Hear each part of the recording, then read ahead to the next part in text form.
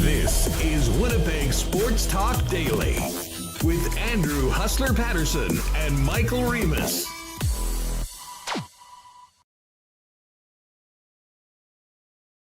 Here we go. Hey now, welcome to another Tuesday edition Winnipeg Sports Talk Daily. Michael Remis here in the host chair for Hustler. Well-deserved vacation for him. Fishing at Aikens Lake. Can't wait to hear about all the master anglers and all that next week. Great show coming up today. As always, Connor Hrabchak will be joining me shortly.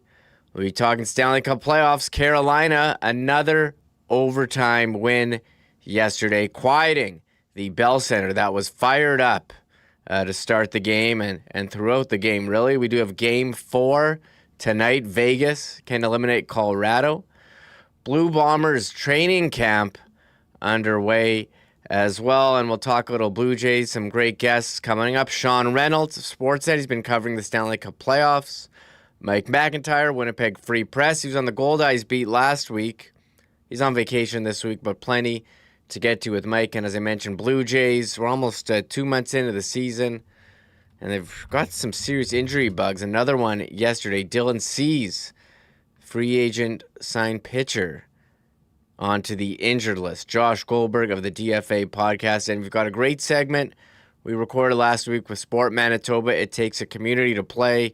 Hustler and Carlos Cuadra of the Manitoba Table Tennis Association. I don't know if you knew this, but the Nationals for table tennis coming to U of W this summer. But first up, got to thank all the sponsors of our show. Without them, I would not be here talking to you. Tri-Hospital Dream Lottery, Clean Line, Manitoba Battery, Rolly's Transfer, Princess Auto, Chud's Power Sports, St. Vital Dental, Boston Pizza, Royal Sports, Winnipeg Gold Eyes, they're on the road this week, Travel Manitoba, Assiniboia Downs, Aikens Lake, Breezy Bend, Little Brown Jug, and Cool Bet. Let's bring him in. He's the host of WST Sunday Live, Winnipeg Jets reporter. Bombers, we saw you did a Bombers update as well last week on our Instagram. Connor Hrabchak. Connor, what's going on? We're both dressed in black today. Yeah, for really no particular reason. It's not like, any team got eliminated last night or anything. But yeah, that was a great game yesterday. Kind of deja vu, Montreal, very low shot count. Game goes to overtime. Feels like a matter of time before Carolina ends it, and they do. So yeah, looking forward to a great show. Great Tuesday. Sean, Mike, Josh, looking forward to it. It's going to be great. Man, what a game last night, as you mentioned. It did feel a bit like Game 1. It felt like a lot of the games we've seen from Montreal. They're happy to let Carolina have the puck and kind of dance around in the offensive zone. Carolina did have a number of pretty good scoring chances. Jakub Dobish, very solid. Credit to Montreal for capitalizing on their chances, but when they went like 21 plus minutes without a shot on goal in overtime, it's going to be tough to win. Now, like Suzuki, right off the start of overtime, had the breakaway, missed the net. Matheson hit the post. Those don't count as shots on goal. But Montreal has taken advantage of the few opportunities they have, but this isn't a recipe for success if you're trying to win games. It did work in 2 Game 7s, and Newhook tried shooting from what looked like the same spot at one point. They commented on the broadcast. But, I mean, Montreal just, they ran out of gas there at the end with the pretty brutal giveaway by Lane Hudson. Yeah, that was certainly a tough giveaway. And then Cuthbert, I know he tweeted out and apologized, but said it was Evgeny Svechnikov with the winner. Winnipeg Jets legend Evgeny Svechnikov. Obviously, it was Andrei Svechnikov.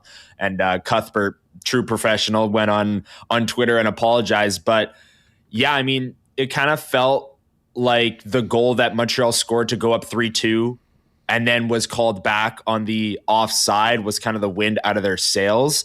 And Carolina, again, they are back to this like smothering defensive style. Sportsnet stats tweeted out late in the game, Montreal ended up with 13 shots on goal, but when Montreal had 12 kind of in overtime there, the Canadiens had more icings than they did shots on goal. They had 15 icings and 12 shots very, very late into that game and into overtime. So Carolina clogging up the neutral zone, forcing Montreal to ice the puck. That's what they're great at.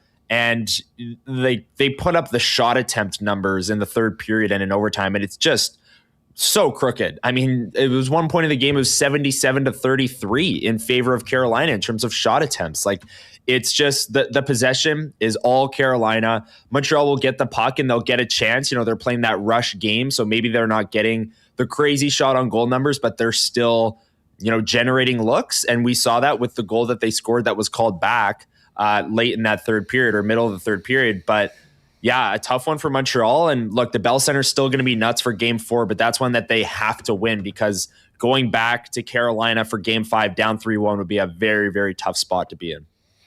Looking at the money puck deserved to win-o-meter, I'm actually surprised it's this close. They've got Carolina at 76.6%, and you can see the shot map. Carolina getting all around the net. I'm thinking, Ehlers, a nice pass to Gostisbehere. Near the end, it was over and over. And yes, you mentioned, it seemed like Montreal was going to take the lead, and they were going to do it again, but it was the disallowed goal. I'm not a huge offside review guy. I think it's pretty, like, when it's so far after the initial offside and when you're zooming in for a millimeter, does it really make a difference on the play?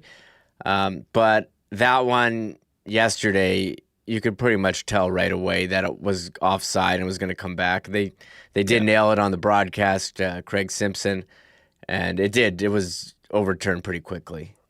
Yeah, it was. And Montreal was building to that moment, and they take the 3-2 lead, and it gets called back. And again, I said it earlier, I'll say it again. I felt like that was their time. And Carolina, they possessed the puck the whole game. They had all the shot attempts. They were controlling it. They were forcing Montreal to ice the puck a ton. So it just felt as though Carolina was going to win that game. They felt in control for the majority of it. And Montreal looks like they have the lead. Maybe that's their chance. But no, that was not the case. Cole Caulfield, again, a couple inches, if that, offside with his skate just barely going in. But yeah, I mean, it sparks this conversation for Montreal, because we've seen this a couple of times throughout the playoffs, most notably the Game 7 against Tampa Bay, where they had 9 shots on goal. Game 2 and Game 3 against Carolina, very low shot on goal counts. And even some games against Buffalo, they had low shot totals, but ended up winning the game. And it just feels like, how long can they get away with this in a sense? Dobish has been incredible, but they have the firepower up front. They have Slavkovsky, Suzuki, Caulfield. They have these players to put up more than 13 shots on goal in a game that has 3.5 periods that get played, right? Going into overtime. So I know Carolina is this defensive juggernaut, and they absolutely deserve a lot of the credit for smothering the Habs. But I mean, 13 shots on goal is just not going to cut it. It's not a sustainable way to win. And the Habs know that for sure. Carolina back-to-back overtime wins, and 2 wins away from their third ever Stanley Cup Finals appearance, 2002 and 2006 when they won. Carolina, 7 straight playoff overtimes that they've won, dating back to round 1 of last season. So Carolina's finding a way to get it done. It's amazing the series could easily be, 3-0 Montreal if the would have gone the right way for them overtimes, in the overtimes, but hard to score when you're not getting any shots on goal. One thing that stood out about the overtime, and we see this a lot, Connor, where the refs don't want to impact the game, but by choosing not to impact the game, they're actually impacting it even more. It was a pretty clear trip on Lane Hudson. That was a big miss offensive zone trip by Carolina. But then when Montreal has a pretty obvious too many men on a change, they think, well, we can't call the too many men if we missed the trip. And then you get into this cycle of makeup calls, and no one likes to, you don't want to see penalties handed in overtime. But if they're going to commit a penalty, you gotta call them there. And again, by saying, hey, we're going to put the whistles away, we don't want to influence the game. You're influencing the game when the rules aren't enforced. For sure. And this is a conversation that I feel like comes around every year in the Stanley Cup playoffs, is what percentage of the rule book actually gets called when it's late in a game and it's tied or it's overtime. It feels like it's high stickings and it's delay of games. And that's really all you're going to do. And the amount of high sticking penalties in these playoffs has just been ridiculous. I don't have the numbers in front of me, but every time I watch a game, I feel like once a period, you're seeing a guy snap his head back and grab his face, and suddenly there's a 2-minute high sticking penalty.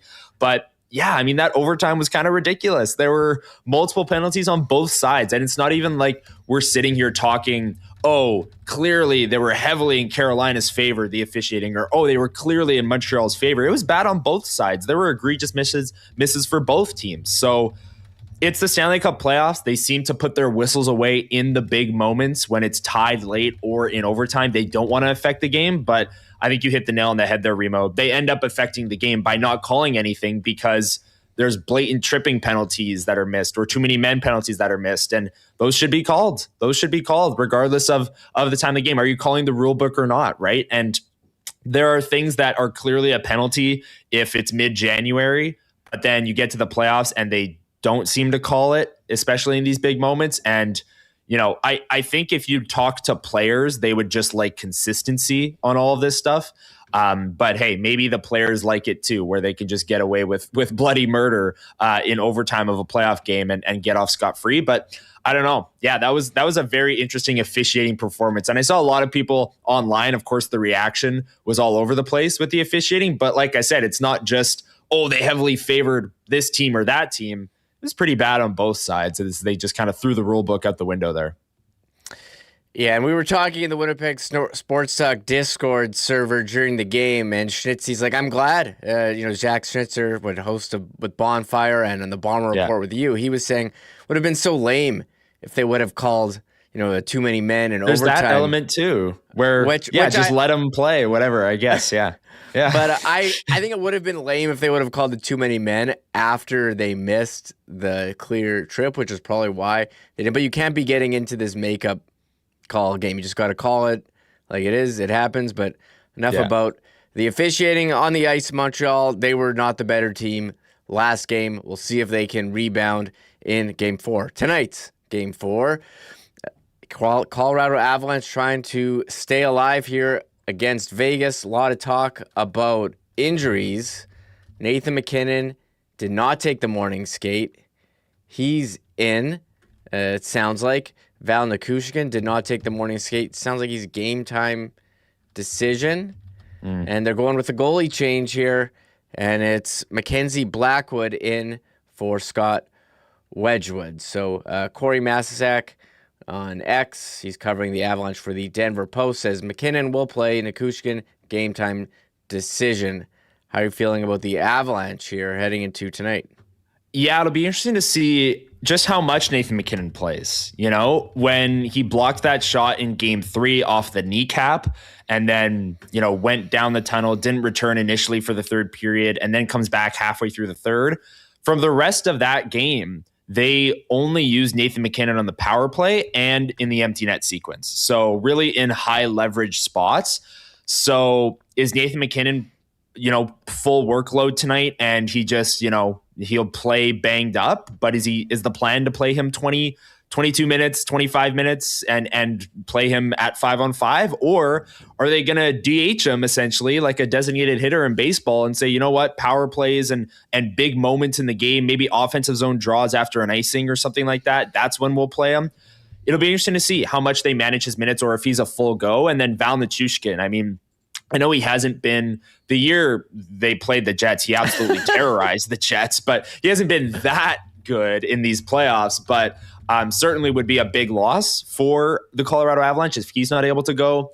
I agree with changing the goalie. I said on Sunday Live, and I'll say it again here, I don't think this series is really coming down to goaltending from a Colorado perspective, where Wedgwood or Blackwood, both of them could play good, both of them could play bad. I see them kind of on the same tier. So yeah, change the goalie up, try and get some spark there, and we'll see if they can win this game and bring it back to Colorado for Game 5. But I got to say, my hopes aren't high for the Avs with McKinnon banged up, Nichushkin a game-time decision, and even if he plays, he's banged up. Makar clearly playing banged up. They're pretty hurt, and Vegas is certainly rolling right now. I know Jets fans will like this. You mentioned that series that Nichushkin had against the Jets in 2024 playoffs. He scored 7 goals in the 5-game series, including a hat trick in Game 4. He's played 22 playoff games since that series. How many goals do you think he's scored? Oh, man. What is it? 7 goals, 4 assists for 11 points. And I think that's he scored the same amount in 22 games since. In 22, right. Yes. He was on fire in that series. And I think that's part of the reason why Colorado are where they are. They haven't had that secondary production from Necas, from Nazem Kadri, from Nichushkin. You're missing Makar. We'll see how it goes for them tonight. We do have some breaking NHL news. Just happened right as we started. The Pittsburgh Penguins announcing they have re-signed forward Evgeny Malkin, tweeting out 1 more year of Malkamania. 1-year deal. Average annual value, $5.5 million. I think there's a lot of speculation about his future. Could we see him wearing another jersey? He's 39 years old, Connor. Be around at least 1 more year with Pittsburgh and trying to run it back here and make the playoffs again. For sure. And the Penguins and Kyle Dubas, their GM, are trying to pull off this really interesting kind of rebuild on the fly here, where they have these older players in Crosby, Karlsson, Letang, and Malkin, who's obviously coming back now. But they're trying to insulate and almost start the next wave because they're trying to plan for the future. They know that these guys are in the last couple of years of their career. So Evgeny Malkin, career Pittsburgh Penguin. He's played, he'll play, if he's fully healthy next year, he'll play his 1,300th game in the National Hockey League. So he's been around. He was drafted in 2004, lifetime Pittsburgh Penguin. If he's playing, they obviously want him back on a 1-year deal. He can help out some of those younger players too, and help mentor them, as he knows a thing or two about playing center in the National Hockey League. So not surprising to not see Evgeny Malkin hit the open market as a UFA. But certainly the Penguins they're in such an interesting spot here. They made the playoffs this year, but their core is really old, but they're trying to rebuild on the fly. But bringing Evgeny Malkin back for 1 year and maybe his last year of professional hockey, who knows, won't hurt that either way. So yeah, lifetime Penguin, not shocked to see him go and not shocked to see him not hit the open UFA market. And I guess that shores up an already light UFA class, but I wasn't even counting Evgeny Malkin as a in the UFA class. I just always kind of expected he would come back. I don't know what your thoughts are. Yeah, on that. A lot of talk about, the Jets looking for, a second line center. We kind of figured Malkin would be, if he's coming back, it would be with Pittsburgh, but it's pretty thin group of centers available. Is it Scott Lawton? Is it Jason Dickinson? It sounds like Lawton has worked out pretty well with LA, according to our conversation with Dennis Bernstein yesterday. And Pittsburgh trying to rebuild here. Well, they've got 2 first-round picks this year, 2 next year, plus 2 seconds, and 3 first-round picks in 2028, and again, 2 seconds in 2028 as well. So they're set up with some picks. Could they make some trades to acquire someone, or will they just continue to draft more prospects? And Evgeny Malkin, we're talking about, Connor, an all-time player. This would be his 21st season. 1,407 points, good enough for 23rd all-time. He's 2 away from Dale Hawerchuk, who's 22nd. He can catch Doug Gilmour, Adam Oates, Trottier, Solani. Will move well into the top 20, maybe catch Stan Mikita, you need 60 points to catch Stan Mikita at 17. How many did he have this year? He had 60. He had 61 in 56 games this year. So still productive at age 39, an all-time great player, Evgeny Malkin. And we haven't really had any Winnipeg Jets news. You know, we're kind of starving for some morsel. We did have some today, Connor, but it's not the type of on-ice, involving players. Connor Hrabchak. We have breaking Connor Hrabchak news, everyone. Yeah. My God. Breaking Connor Hrabchak news. He has, he's been a guy not on social media. He's joined Instagram right now at Hrabchak Official. And let me just pull up his account. We shared it on the Winnipeg Sports Talk, social media here. Where is this? Hrabchak Official. Here's his first video, Connor. And this is how it's done. Here he is shooting on his son, Hugh Hrabchak. He's got the goal. Look, he's playing mini sticks. He's got the goalie gear, USA jersey. Pretty incredible. And so Connor Hrabchak at Hrabchak.official is now on Instagram. I think when I followed him, he had about, 3,000 followers. The Jets reposted. We reposted. He's up to, how many does he have now? He's got, 4,600. You can be one of the first ones to follow Connor Hrabchak on social media. If he's anything like his dad on YouTube, who's a international influencer in the 3D printing world, I'm sure his dad has a few tips on how he can build his Instagram following. Yeah, certainly. This is where we're at in the Winnipeg Jets offseason, folks. Covering Connor Hrabchak's Instagram. He's made one. It is interesting though. Like, he's a guy who's never had social media, and he's never struck me as a guy that would want to be on social media. So there you go. Their first post as he hits the post. Connor Hrabchak now on Instagram. Yeah, never so curious what it's going to be for him. We'll see if he's got more content, but chance to build a following there. And we talked about Evgeny Malkin, entering his 21st season. Some other players, Claude Giroux, like another 20-year player looking to return. We just saw Anze Kopitar, similar type player, retire. But these older players hanging around, Connor, for lengthy careers. And other hockey news, the World's going on. Canada in action today, but this game meaningless. Yeah. Their quarterfinal set against USA on Thursday. They're playing the US. Okay, I did not know that. I did not see that this morning. That is interesting. We got to win that one. You look at the two teams on paper, Canada's certainly got to win that one. And yeah, Canada's obviously clinched Group B. This game right now doesn't matter. I've got it on a second screen here. Czechia just went up 1-0 actually, with just under 14 minutes left in the first. But Canada's already clinched the top of their group. And as Remis just told me, they'll play the US on Thursday, which will be an interesting one. Well, yeah, and USA's got a pretty young team. It's not like the team that won last year or the team that won the gold medal. But, Canada looking to get, I guess, revenge and get back in the medal column here for the Worlds. So we'll keep an eye. Mark Scheifele's online with Velarde and Rob Thomas. That has been what they playing with the last couple games. Dylan DeMello paired with Morgan Riley. So we've got our eye, although the game, again, does not mean anything for standings purposes. So we've got some more hockey talk coming up. Sean Reynolds with Sportsnet coming up next. But first, here's Hustler. Folks, it's time to get your tickets for the Tri-Hospital Dream Lottery in support of the Health Sciences Center, the St. Boniface Hospital, and the HSC Children's Hospital.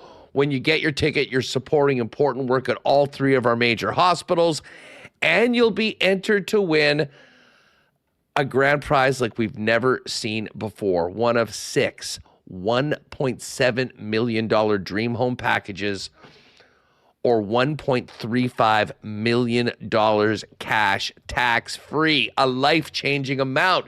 But the earlier you buy, the more you can win. And check out the early bird prizes available. with the deadline of midnight Friday, June 12th. Early bird prize is worth over $257,000.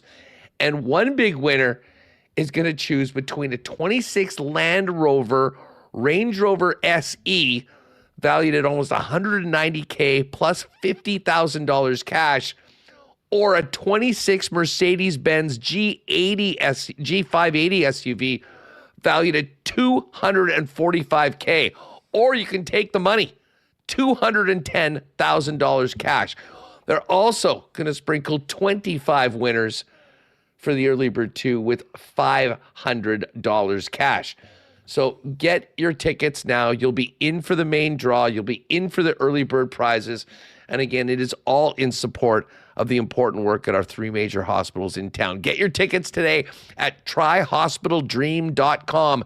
You can also get them in person at your local Red River Co-op location or London Drugs. But the best place and quickest place to do it is online, tryhospitaldream.com, in support of the Try Hospital Dream Lottery. We are into spring, folks, and that means it's a busy time for many people doing work. It's certainly a busy time for our friends at Cleanline Plumbing, Heating, and Electrical. Of course, Cleanline, for over 40 years, has been Winnipeg's most trusted plumbers, featuring fast responses, lasting results, and most importantly to you, 24/7 emergency services across all of Winnipeg. You can check out all their services at cleanline.ca and schedule an appointment there. But you never know when you're going to need Cleanline. So mark down the number, get it in your phone. 24/7 emergency services at 204-500-2001. Again, that's 500-2001. When you're in a jam, much like Adam Lowry has the back of the Winnipeg Jets, Cleanline has yours with 24/7 emergency services, 12 months a year here in Winnipeg. Big shout out to Jeremy and the gang at cleanline.ca. Our friends at Manitoba Battery are ready for Bomber season. Very excited to be a new corporate sponsor of the Bombers and powering the Winnipeg Blue Bombers this year, as they've been powering Winnipeg Sports Talk listeners and viewers for years with the best prices and the best in customer service for batteries for literally everything. Head to their website right now at manitobabattery.com for the latest on the Deep Cycle battery sale, which goes until the end of the month, $79.99 with core exchange. And of course, as you get ready to get out on the water with your boat, on the highway with your RV, on the trails with the dirt bike, a motorcycle, an ATV, you need batteries for all those things, and Manitoba Battery is the spot where you'll save big money, beating the pants off the big box stores with the best in customer service while you shop local and keep your money here in the province. 2 locations to serve you, Logan Avenue, Dover Court Drive. Manitoba Battery also delivers citywide inside the perimeter. You can give them a call or order online today over at manitobabattery.com. And folks, if you have a move planned this spring or summer or into the fall, make sure to check in with our friends at Rollies Transfer, the most trusted name in moving in Manitoba. They've been doing it for over 60 years. And it featured the white glove service that has so many of their customers coming back for subsequent moves after they try Rollies for the first time. If you are moving, go to their website at rollies.com. Top right corner, you can click on Request an Estimate. Put in the promo code WST for a special discount on moving services and moving supplies. And then simply let them know when and where you're moving and what needs to go. And the friendly staff at Rollies will turn around quickly with a great quote and get you locked in for the white glove treatment that they've been famous for now into their 7th decade. For all your moving needs, lean on our friends at Rollies Transfer, the most trusted name in the game. Find out more today at rollies.com. There's us. Again, he'll be back next week. Connor, the CFL season, we're just over a week away from it to starting up, and we did have some contract news today, not for anyone on the Bombers, but for a former Bomber, Kenny Lawler, signing the biggest contract that we've seen for a non-quarterback, biggest receiver deal in CFL history, 3 years, $1 million as I put my finger to my mouth like Dr. Evil. I don't even know if you're going to get that reference, Connor, but pretty massive. A contract, $300,000 in 2026, $330,000 in 27, and $370,000 in 2028. Biggest receiver deal in the history of the CFL, excluding Rocket Ishmael's 1991 deal with the Argos for personal services. How about that, Connor? The Ticats signing former Bomber Kenny Lawler. Yeah, and Kenny Lawler, as we know here in Winnipeg, has produced just every single season. He's been such a monster. Dave Naylor noting on X, he led the CFL in yards per catch last season at 16.8. We know he's a deep threat. You can just chuck it up to him, and there's a good chance if it's one-on-one coverage, he's coming down with it. He was second in yards last year with 1,443. And I mean, that's a crooked number for the CFL, right? $1 million over 3 years. And football contracts are weird, like with guarantees and stuff like that. We'll see if he really makes it the 3 years and what they do and if they trade him or whatever the case might be. But still, massive congrats to Kenny Lawler. Yeah, Dave Naylor also noting on Twitter that the deal does not include guarantees. $300K for 2026, $330K, and then $370 for 2027 and 2028. So very, very big contract and a guy that we know in Winnipeg very well. So congrats to Kenny Lawler, and good thing he's in the East, right?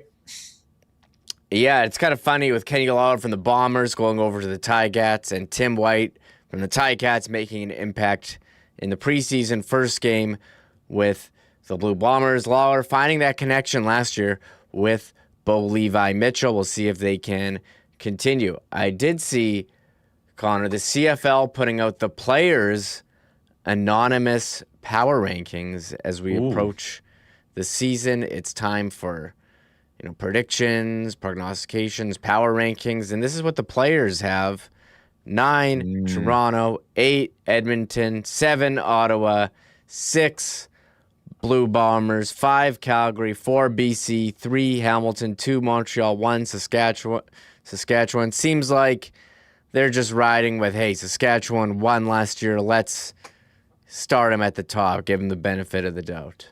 Yeah, and the top 4 being the final 4 from last season, right? Montreal, Hamilton, Saskatchewan, BC, Calgary, and Winnipeg in at 5 and 6.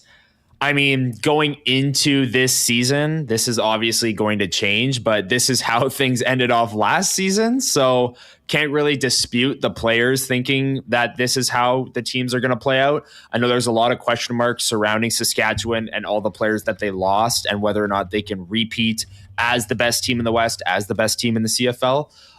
So we'll see. Probably pretty early on, we'll learn whether or not they're on the same level as they were last year. But I know a lot of people are high on BC too. John Hodge, I'm pretty sure on our show or on one of his articles, is picking BC to win the Grey Cup this year. So it's going to be quite interesting to see how high they climb on some early season power rankings as well. And I'll just say this right now. I think the Bombers are going to be better than the 6th best team in the CFL.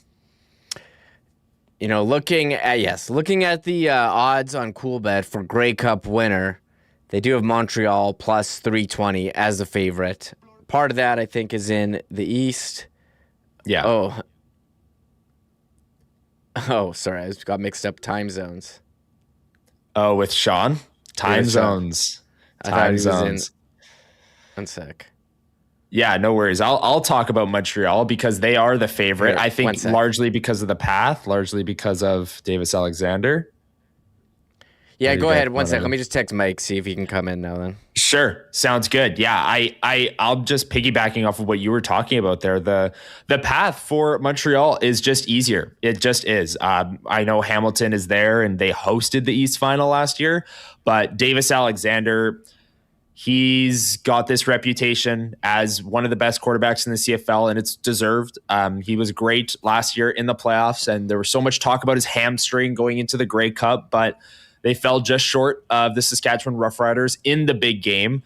But I do think it's largely because of the fact that Montreal's in the East, and that's an easier conference. Toronto and Ottawa, both very low on that list in terms of the power rankings from the anonymous players talking about the best teams in the CFL. Those two teams, you're probably not going to have to worry about this year. I mean, Ottawa, I saw online, Ryan did what he said, that their QB1 job is open for business between Drew Brown and Jake Maier. That's not good. I mean, Drew Brown and Jake Maier, if you're having a QB battle between those two, that's, you're kind of going with the lesser of two evils, whoever you end up deciding. I know Drew Brown puts up a ton of passing yard numbers every year, but it's in losing efforts. Ottawa will be in these big games where they're trailing and Drew Brown has to throw to get them back into it, and doesn't really happen or materialize, but he ends up with good numbers. Drew Brown does. And if he's in a camp battle with Jake Maier, who we've seen in the CFL, that's not a good sign for them. So I do think it largely has to do with path, but Montreal, I think, is easily a top 2 team in the CFL as well, regardless of East or West Division. Yeah, I'll say I can't believe that Drew Brown can't beat out Jake Maier for That's a what I'm job. saying. We've seen Jake Maier, it's inconsistent, it hasn't gone well. And Drew Brown, when healthy, has been pretty solid. We should mention, before Mike McIntyre joins in, we were given the CFL, we were giving it to him on yesterday's show, complaining that they hadn't released the fantasy football product for this season. They must have been listening, because pretty much as soon as I hit end stream, maybe an hour later, I did get the note from them saying, hey, our CFL fantasy product is here. Get in, start a league with your friends. You can draft. And the CFL fantasy has a bit of an interesting wrinkle compared to your regular, NFL fantasy league. Well, one, there's less teams in the CFL, so you can't really do a 10 or 12 team league, because everyone needs a quarterback. But some interesting positions, isn't there, Connor? Yeah, there is. And most notably, the national flex player, which I'm a big fan of this. You have to have a Canadian player in a flex spot in a CFL league. So the CFL, the ratio, that's like the whole point, right? So I like the fact that they're bringing that into the fantasy. And you talk about how, well, there's only 9 teams in the CFL, and you the most you can do is a 6-team league in this CFL fantasy. There's no set quarterback position. It's kind of quarterback/flex. But it's going to be interesting. I'm excited for the CFL fantasy. I think it's going to be really fun. And you get some of those national players in there, get the Canadians, like you can draft Brady Oliveira and use him in your flex. That might be a big advantage, because he's a Canadian player that's going to get a ton of fantasy points. So I'm excited for the CFL fantasy. I was complaining the fact yesterday that we couldn't draft yet, but now we can draft. So I guess props to the CFL for waiting till, a week and a half before the season starts to launch it. But hopefully there's no bugs and no big issues with it either. Only 6-team leagues, but I'm looking forward to playing in some this year, Remo. Yeah, we've had some listeners say they're interested. Maybe we'll try to put together some listener leagues. So give us a shout on that. Contact form on our website, or social, direct message on social media. But credit to the CFL. And I did tweet out after the show, Connor, I guess I'm going to have to delete the portions where we ragged on the CFL for not being great at digital. I'm looking forward to trying this out. And who liked it? One of their heads of PR, Lucas Barrett. So they're certainly following. Maybe they were following what we had to say, Connor. Who knows? But we'll move on. We'll bring in the guy on vacation, taking the time to join the show, Mike McIntyre. Mike, how's it going for you? Picked a good week here for vacation, didn't you? Yeah, thank you, Mother Nature, for cooperating. It took all my willpower, Remo, to not do this hit from my backyard. I've been soaking up the sun. Got a round of golf in yesterday. Have some more golf planned later in the week, and I guess the only thing I really have to worry about this week is making sure I stay hydrated, given the temperatures outside. But yeah, I figured it's a good week to take off. The calm, I guess, after the storm and before the storm, that will be, probably a busy, newsworthy month of June, surrounding the hockey team in terms of, you figure with the draft, the schedule release, free agency, development camp, there's going to be some busy times coming up. So yeah, enjoying a little peace and quiet, rest and relaxation here. And Mike, we want to ask you about the Gold Eyes, but just on that note, you're talking about the Winnipeg Jets, how it's probably going to be a busy June. We just spent like 10 minutes talking about Connor Hrabchak getting an Instagram. That's the point we're at in Winnipeg Jets offseason news. When do you think things might start picking up for the Winnipeg Jets when it comes to, contracts or anything that they might do over the offseason? Just to be clear, he's following the Winnipeg Jets still, right? On Instagram? Yes. Confirmed. I gotta look that up. Yes. There's that account, right? That account that now, like, a follow tracker. Yeah. And my goodness, that has led to some, when you see, a player unfollow or, depending on who they're following, the storylines that come out of that. So, I think actually I briefly saw a screenshot of Hrabchak's Instagram, and I think the first thing, like, he has a shout out to USA Hockey, but I think the Jets is the first reference. So that's a good sign, right? I suspect we're going to see not a lot of hockey content on there. I see that's him and his son playing mini sticks. It's probably going to become like a fishing Instagram account. Knowing Connor Hrabchak, there's going to be lots of pictures and video of him fishing, I would suspect. I mean, like, we know traditionally not a lot happens. Maybe people don't realize this. Like, there's nothing stopping teams from making trades. There's no freeze on, right? It's just nobody really does it, while the playoffs are still on. First of all, I mean, when the playoffs are on, presumably teams that are in the playoffs, they're not entering in any discussions. It just feels like everything gets put on hold until, either between the conference finals and the start of the Stanley Cup, because sometimes there's a bit of a gap there, right? And I mean, there could be if Vegas ends this tonight and, if Carolina reels off 2 more wins, I suspect there's going to be a little bit of time between the start of the Cup final, just what Carolina wants. I'm sure another break. But yeah, I mean, I think more likely you'll see business pick up league-wide, once the Stanley Cup final's done. Gary Bettman, it's almost an unspoken rule, I think, that Gary Bettman doesn't want distractions. And it seems like most GMs and owners and whatnot kind of play ball with that and keep a lid on things. Like you get obviously some coaching firings and, news about some hirings, that sort of thing. But yeah, I would imagine like mid-June, those last couple weeks, it's going to be a sprint. There's obviously decisions that have to be made about UFA's teams, whether or not they take a last run at re-signing their guys. Like with the Winnipeg Jets, I mean, outside of maybe Eric Comrie, they obviously got Cole Koepke re-signed. I think Eric Comrie would make some sense, and then there's the Jonathan Toews decision, which guys, like, we don't really have a timeline for that. I mean, I still believe that Toews is done, and at some point we'll get I guess we'll get a retirement announcement. Like, I'm just thinking how these things have worked in the past. Sometimes it's the Players Association that like releases a retirement announcement on behalf of a player. Sometimes I guess it's the player or his agent. So I just don't know with Jonathan Toews what form like it's going to take. Is it just going to leak out one day that he's informed the Jets that he's done? I have to think we're getting close to a decision if it's not already been made.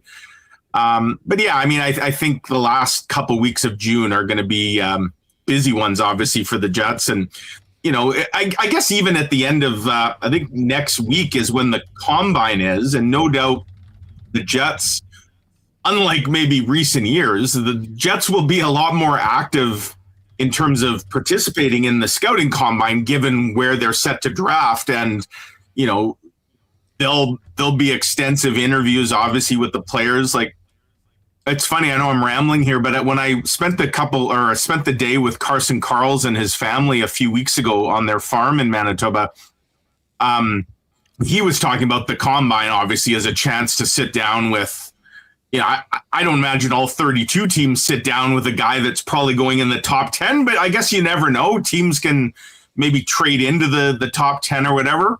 But it was interesting to hear, Carson told me that he'd already talked during this season with, he believed, every team, like a scout, a director of player development, a GM. So there's already been work kind of happening with some of these top prospects in terms of teams doing their own kind of research, I guess, on these guys. But I would imagine the scouting combine next week, at the very least, there's going to be a renewed focus, if you will, on the draft order and, what teams might be cooking. And obviously the Jets are in the middle of all that.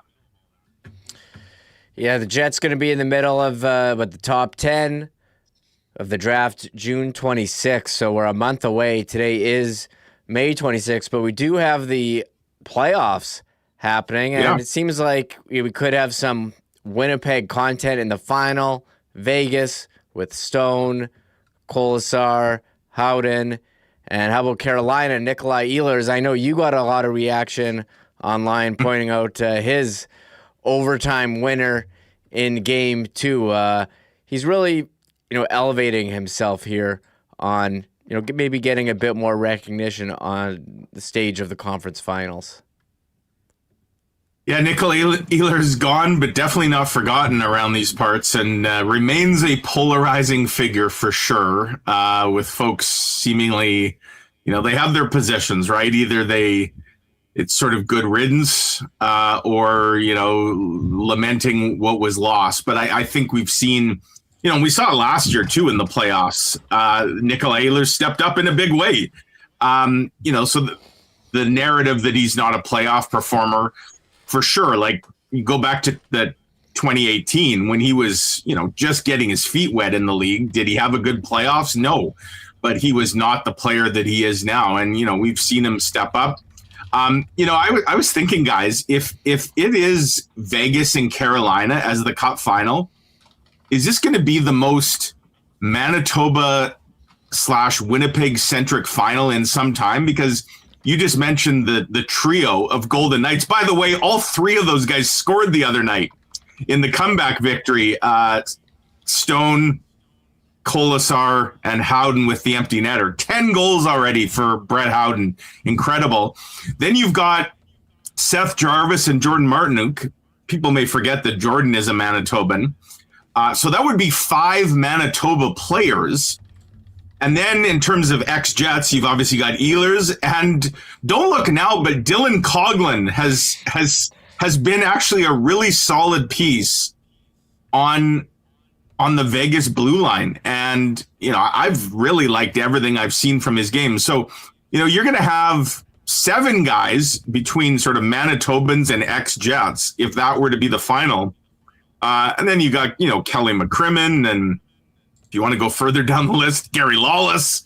All kinds of connections. So, and it certainly looks like that's the way we're headed. Like, I must admit, guys, I'm stunned at Colorado and kind of what's happened to them here. But, you have to give credit to what John Tortorella has been able to do. And I honestly, I think I told Hustler at various times this season on this program, I kind of thought Vegas were frauds.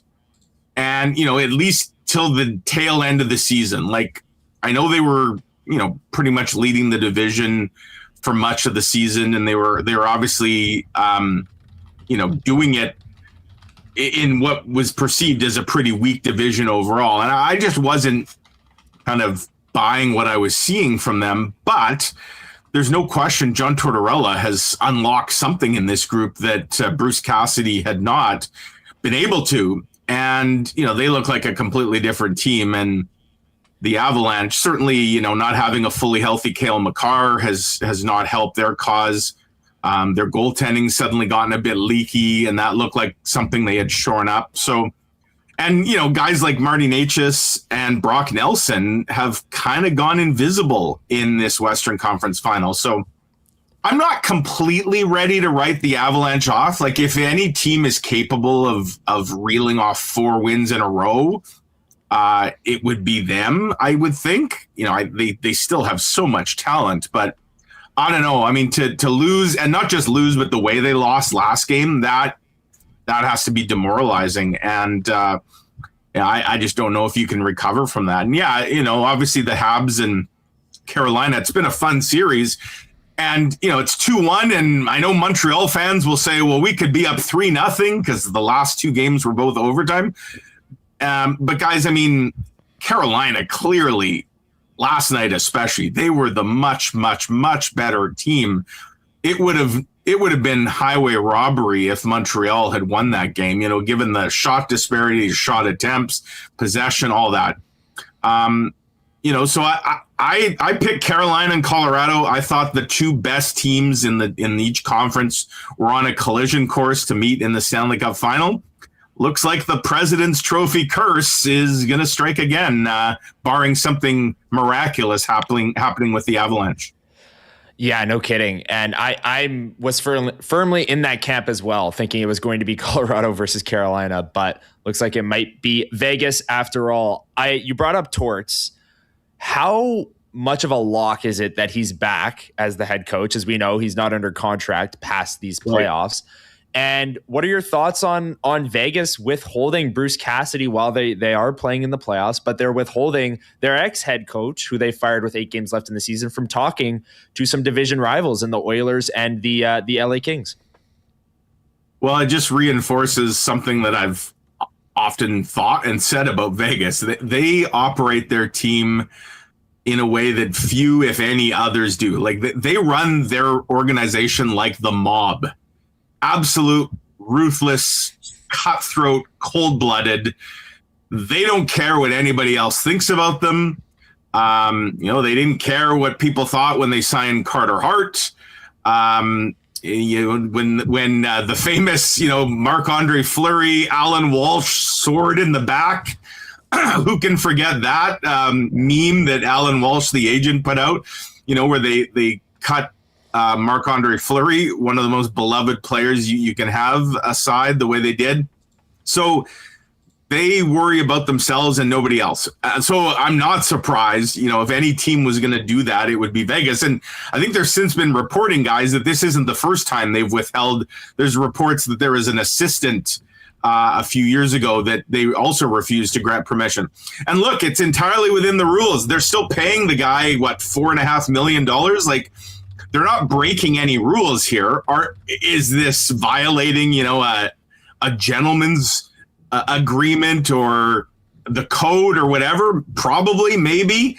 But again, Vegas doesn't care. And, obviously Edmonton is an arch rival, and they are going to do probably whatever they can to try and limit, the damage that the Oilers could do. And obviously Bruce Cassidy leading the Oilers, that would be, the old saying, you don't trade within your division. Well, you probably don't want a coach that others think still very highly of. And I have to think Vegas still thinks pretty highly of Cassidy. It's just clear that, and as we're seeing play out now, like he had kind of reached the end of his runway with this group. That happens even to the best coaches in the league. So I'm not surprised.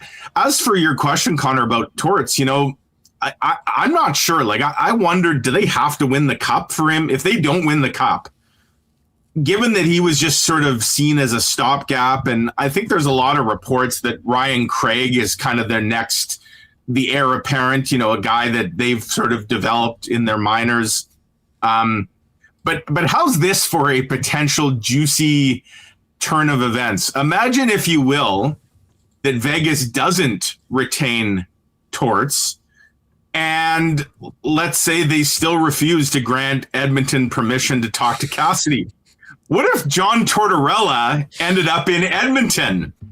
That would be the stuff of hockey soap operas right there. I'm not saying it would happen. I don't know. I mean, look, here's the thing about John Tortorella, right? He probably has as short a shelf life of any coach that's ever existed. Maybe Mike Keenan was the same way. Those coaches that are like almost painful at times to play for, but guys that do play for them, and the results usually speak for themselves. But again, it's a law of diminishing returns. Like, that style doesn't last too long. So I don't know. I mean, I guess if you're an Oilers group that thinks your time is now, it has to be now. I mean, maybe a John Tortorella would be the perfect kind of coach for them. So I don't know. I mean, it's a really interesting. This is the most we've ever sort of probably thought about the coaching fraternity and the coaching circle. And one thing, Connor, like, I do wonder if this is going to change future negotiations, maybe for coaches that, you know, don't have a lot of pull yet. They probably don't have the power to do a whole lot about it. But I have to think if you're a fairly big name coach, you're going to get fired at some point. It's just part of the job. Like, I wonder if there's a way, and we saw the coaches, you know, union or association kind of speak out about it. Like, I feel like this is going to become an issue in future negotiations with coaches. Something to consider for sure if Vegas isn't going to give permission, or do they have a clause in the contract after you get fired? We'll have to see how it plays out. Maybe Vegas is just waiting. They don't want to distract from their own Stanley Cup aspirations, where their former coach maybe overshadows the headlines. I don't know their thought process. But, Mike, while we don't have the Winnipeg Jets in the playoffs, we do have a number of them at the Worlds. We got Mark Scheifele with the hat trick last week, Gabriel Velarde scoring a big goal, and Canada is set to play the U.S. on Thursday in the quarters. Nino Niederreiter, he's on Switzerland. Ville Heinola putting up points for Finland. What have you made of the Winnipeg Jets participating at the Worlds? Kind of nice to follow here, if they're not going to be in the playoffs. Yeah, I mean, ideally, of course, you never want to see, like, if you're the Jets, you don't want to see your players ever playing in the Worlds, because it means that you're still playing hockey. I have to think, and I haven't talked to Mark Scheifele since the Jets season ended, but knowing what we know about Mark Scheifele, that he's, you know, a self-proclaimed hockey nerd, this must feel like Christmas morning for him, like, to be, and especially with, you know, being snubbed for the Four Nations, being snubbed for the Olympics, getting to wear the maple leaf, playing like such a prominent role as he is, playing with the sorts of line mates that, you know, saw the other day, like Celebrini from Scheifele and Velarde. Like, that's fun. You know, we know Mark Scheifele's talked about what Sidney Crosby has meant to him, and, you know, to be a teammate of Sid's now. I just think this is like, Mark Scheifele's got to be having the time of his life. Would he love to be playing in the Western Conference Final right now? Would he prefer that? Absolutely. But this is a pretty nice consolation prize. And, you know, great for Gabe Velarde as well, who, you know, maybe wasn't initially seen as a guy that would be on the roster. But not only is he on the roster, he's made an impact too. And, you know, you're seeing those hands in tight, what he can do on the power play. You know, he's really helped what is a pretty loaded Canadian team. And, you know, normally you'd say, oh my goodness, Canada has to play the U.S. in the quarters. Like, that's a trap game. The U.S., for whatever reason, guys, I don't fully understand it. They got turned down by a ton of guys, and maybe it's because they won Olympic gold. Like, I don't know. And maybe they just decided to go in a different direction with the Worlds this year and take like a way more inexperienced group, guys that normally wouldn't get a chance to do that. But this is not your normal United States team. Now, I'm not saying Canada is going to have a cakewalk in the quarters, but you know, this is not probably going to look like the traditional Canada-US battle that we're used to. So yeah, it's been great. And, you know, Dylan DeMello there as well. Great experience for those guys. And they're getting to play hockey, you know, well into May now, in a beautiful part of the world too, which I'm sure is just the icing on the cake. So great for those guys. And, you know, I'm sure when we get the chance to speak with them again, all three of them, the Canadian guys, I'm sure they're just going to be still on an absolute high. Like, even if it's not until training camp, they'll probably still be on cloud nine over this experience. For sure. So we'll be looking ahead to that Canada-USA game on Thursday. Mike, just before we let you go, wanted to ask about your experience covering the Goldeyes last week or 2 weeks ago. They started out a little bit slow, 0-4. I was at the home opener, and they lost that one 14-2. I know you were covering that one as well. Yeah. But seems as though they've kind of turned it around here. They're 4-5, heading on the road with a 6-game road trip. Share with us some of your experiences covering the Goldeyes past couple of weeks and what fans can watch for going as they go on the road here. Yeah, they're a really interesting group this year. Maybe the most eclectic group. I wrote a piece last week about there's 9 different countries represented, Bermuda, Aruba, Netherlands, Japan, Dominican Republic, Costa Rica, Mexico, Canada, US. Like they're the United Nations in a way of the American Association. Some real interesting stories and personalities in that room. They've got 13, at least when the season started, they have 13 returning players, 13 new additions. Maybe took the new guys a little bit of time to get acclimatized. But yeah, the Goldeyes have won 3 in a row, 4 of 5. 6-game road trip starts tonight in, where are they actually? Not Chicago. I know Chicago is where the road trip Gary, ends. South Shore, Gary, Wildcats. Indiana. Yes. So Gary and Chicago, and then they're back next Monday for a season-long 10-game homestand. So I'll be covering them again. And it looks like the weather, a couple tough outings last week. A home opener. It's too bad, as you were there, Connor. You saw a great crowd that night, and amazing. Crappy weather and a crappy performance by the Goldeyes. But yeah, they seem to have quickly figured it out, and the Bats absolutely have erupted. And they just swept Milwaukee over the weekend after getting swept in Milwaukee. So talking with manager Logan Watkins, like, this is the team that he expected. The way they just looked this past weekend, that's fully what he expected to see from them. And they started off 0-4. Fortunately, it's a 100-game season, so the hole wasn't too big. It's not like the Winnipeg Jets crater that they dug themselves with that big losing streak this year and that 30-game stretch where they won just 6 times. But yeah, the Goldeyes, they're a fun group. I was there on Sunday afternoon, just beautiful day. Like, it is just, anybody that's been to the ballpark, I think it's just a great way to spend, whether it's an afternoon or an evening. And now the Goldeyes are starting to do their part in terms of putting on a good show for the hometown fans. So yeah, they're going to be a fun team to follow this year. And I'm excited to, add a little more baseball coverage at the Free Press to the hockey coverage. And I'll have some golf and some other stuff, horse racing this summer. But no better way than to spend an evening or two at the ballpark. And I'll be down there quite often this summer. Perfect, Mike. Well, looking forward to reading more in the Winnipeg Free Press from you, but not this week, on vacation, back in the pages. Back to the backyard now. Yes, back to the yes. I'd love to say that I'm about to go do something like really relaxing and glamorous. Truth be told, guys, I got to go pick up a week's worth of dog poop in my backyard now. So that's about as glamorous as it gets on a Tuesday afternoon for me. Sounds incredible. Well, Mike, I appreciate you taking the time to come on. There he is, Mike McIntyre. Read him in the Free Press and on social media, X, Instagram, Mike McIntyre, WPG. I think we've tracked him down. Sean Reynolds, back from Montreal. He's in Winnipeg. We'll catch up with him next.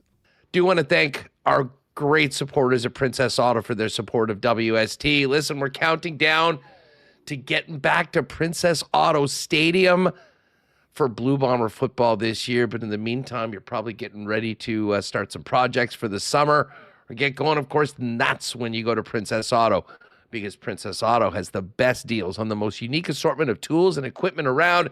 Everything you need to complete the projects on your list or start something new waiting for you at Princess Auto. So pop by and see them. Panet Road, Portage Avenue West, out in Brandon.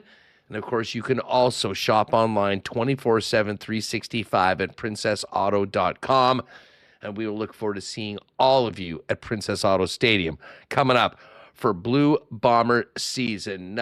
Weather's getting nice, just in time for a trip down to Chud's Power Sports to take your summer to a whole nother level. Chud's Power Sports up in Gimli at the corner of Highway 8 and 231 is the power sports superstore in Manitoba, featuring the best in new and used vehicles, including boats, RVs, motorcycles, ATVs, side-by-sides, golf carts, outboard motors for those boats, Argos, off-road vehicles. Chud's Power Sports has it all, and they've had it all for a long time. Over 80 years in the business with the most experienced and trusted staff in the game and incredible financing options for both new and used equipment. Check them out online at chudspowersports.com. Up in the top right corner, you'll see a link for e-commerce store. You hit on that, that'll take you to True North Parts with incredible savings on clearance gear and equipment. You're going to want to check that out. But get ready for summer and take it to the next level with Chud's Power Sports, Manitoba's Power Sports Superstore up in Gimli. Pop by, see the Derminator and the gang, and get ready for your summer. Huge thanks to our friends at St. Vital Dental Center, who, of course, very proud supporters of golf in Manitoba. Dr. Terry and St. Vital Dental Center presenting the Manitoba Match Play Championships, which were heading through the end of May. They're also there for all of your dental needs, as they've been doing for generations of Winnipeggers and Manitobans. And they've got a beautiful new facility now, 167 St. Anne's, convenient free parking right behind the building, and a full array of dental services for clients from 6 months to 99 plus, including cleanings, checkups, all the way to things like dental implants. They do it all at St. Vital Dental Center. So if you need some work on your grill, or you're looking for a long-term home for you and your family, make it St. Vital Dental Center. Pop by and see Dr. Terry. You can go to stvitaldental.ca to make an appointment today. And we are counting down to the World Cup, and so are our friends at Boston Pizza. Now, throughout the hockey playoffs, we've been enjoying the playoff menu, the pizza flights, the wing flights, the MVP platter, those ice-cold schooners. And that's not changing as we get ready for the World Cup. Boston Pizza is going to be your World Cup headquarters with big events and great prizes around the Canada games and all the games shown throughout the tournament at your local Boston Pizza. So get ready to throw the red on. Join your friends at Boston Pizza for all Canada games and the World Cup coming up at your local sports headquarters, your local Boston Pizza. And as always, if you're staying at home, you can get it hot and fresh to your door by ordering online at bostonpizza.com. There's us. He'll be back next week. Connor, we did have a comment in the chat that I wanted to address here. It's from Mr. Meow We Must. Why do people hate VGK more than any other contender? As we've talked here repeatedly about Vegas being, to use a wrestling term, the heel. Nobody wants them to win. People are sick of them. They're third final in only 9 years of a franchise. Why do people hate Vegas? They've never experienced pain. Like I know they've had some playoff losses in the past, but they come into the league and they immediately go to the Stanley Cup final. Then a couple years later, they win the Cup, 2023. And now here they are again, knocking on the door. And the Mark Stone LTIR saga really rubbed people the wrong way. Now there's a playoff cap and you can't just, go $20 million over the cap. I know Tampa Bay did that too, but Tampa Bay isn't exactly an organization that people love. So that every single year, Mark Stone, back injury, LTIR, game one of the playoffs. Oh, he's back. He's healthy. People don't like that. People don't like the cutthroat nature. This Cassidy thing, I think, is a great example of, Vegas has every right to do it and they're paying him money. But at the same time, it's like, why can't you just, let a guy that you fired go and interview for another job? You're kind of just withholding him from work. But I think the number one reason is that they just came into the league and they've always been good and they've never been bad. And, the biggest part of being a sports fan is experiencing pain. Like, that's why we all sign up for sports, is like, if you're a Jays fan, we'll talk with Josh Goldberg, like, they got as close as you possibly can. And then there's the pain of them losing in the World Series. And it's like, that's what sports are all about. And if you're a Vegas Golden Knights fan, I don't think you've experienced pain a day in your hockey life. I really don't. I think there's also the thought that Vegas was gifted a Stanley Cup, finalist team by the NHL, which the expansion I've draft. gone on in the expansion draft, which I strongly disagree with. I think their management was very smart, outsmarted a number of GMs in trades where instead of just taking one player from a team, GM said, "Oh, here, take two." And, they got a bit lucky with William Karlsson, having a breakout, but hey, they made calculated bets and they paid off. So I give them credit, but I would say that is the number one. There's a number of reasons why Vegas certainly hated, and you're looking at T-Will in chat saying the golden helmets too. Their jerseys to me just give off like a villain vibe, and they do the big pregame presentation, and it's the swords and it's the knights and it's all this. It just all screams villain to me. I don't know. I just get that sense. Well, we'll see them in action tonight. And one guy, he's back in Winnipeg. Thought he was on the road covering the playoffs. We saw him on TV. The national media, Sean Reynolds, joining the show right now. Rennie, thanks so much for coming. I know you've been running around since you just got home, but thanks for hopping in. How's it been covering the playoffs here? Yeah, it's good. I was doing Minnesota and Colorado, which was, I know it was a 5-game series. It felt to me like it was a lot closer than that, and Minnesota was really dangerous. I was fairly certain that we were going to see, regardless of who won that series, I thought the team coming out of there was going to be representing the West, but clearly Vegas, the villains had other thoughts about that.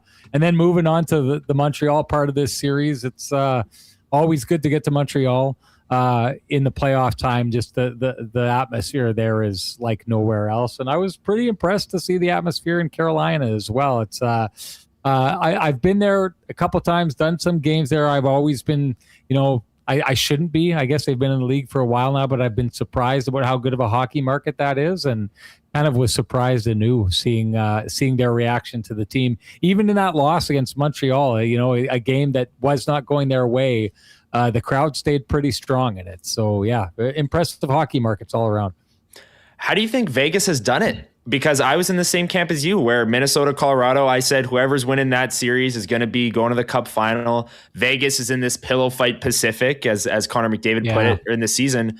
How has John Tortorella turned it around? He's got a 18-4-1 record as their coach, and they're 1 win away from the Cup final. Well, they were always a great team. You look at their roster, they're always a great roster. You look at how it's built, they're built to play playoff hockey. They have depth, they have all those kind of things. So quite simply, he just unlocked what was already there. All the stories that we've been hearing was the team was kind of fed up with Bruce Cassidy. And so one of those things where a coach had lost the room, and now you get a guy in there who's kind of got the room. But even then, like, I thought, I didn't think they looked like they were going to be the eventual Stanley Cup final team against Utah, right? Like, Utah went in there and it was pretty close. There was a couple games that could have gone either way. And then Anaheim looked like they were getting the better of Vegas in their series for a while before Vegas kind of inexorably turned it in their favor.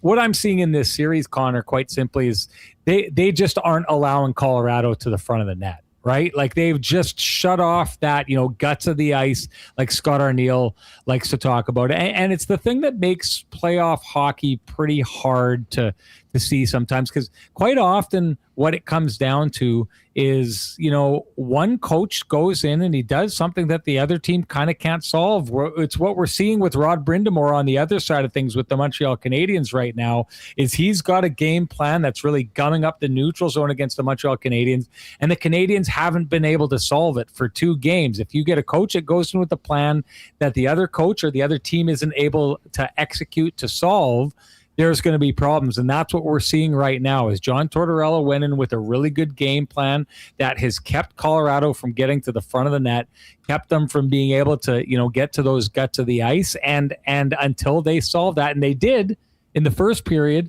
of the last game, but then fell off it or Vegas woke up and got back to how they were playing. But that's what coaches can win series. We saw it last year in a St. Louis team against a Winnipeg Jets team where the Winnipeg Jets, who had not looked like they did in some of the losses against St. Louis in the playoffs last year, all year long, we never saw that version of the Jets. But when you get a coach who can go and kind of pick a system apart, it can turn a series.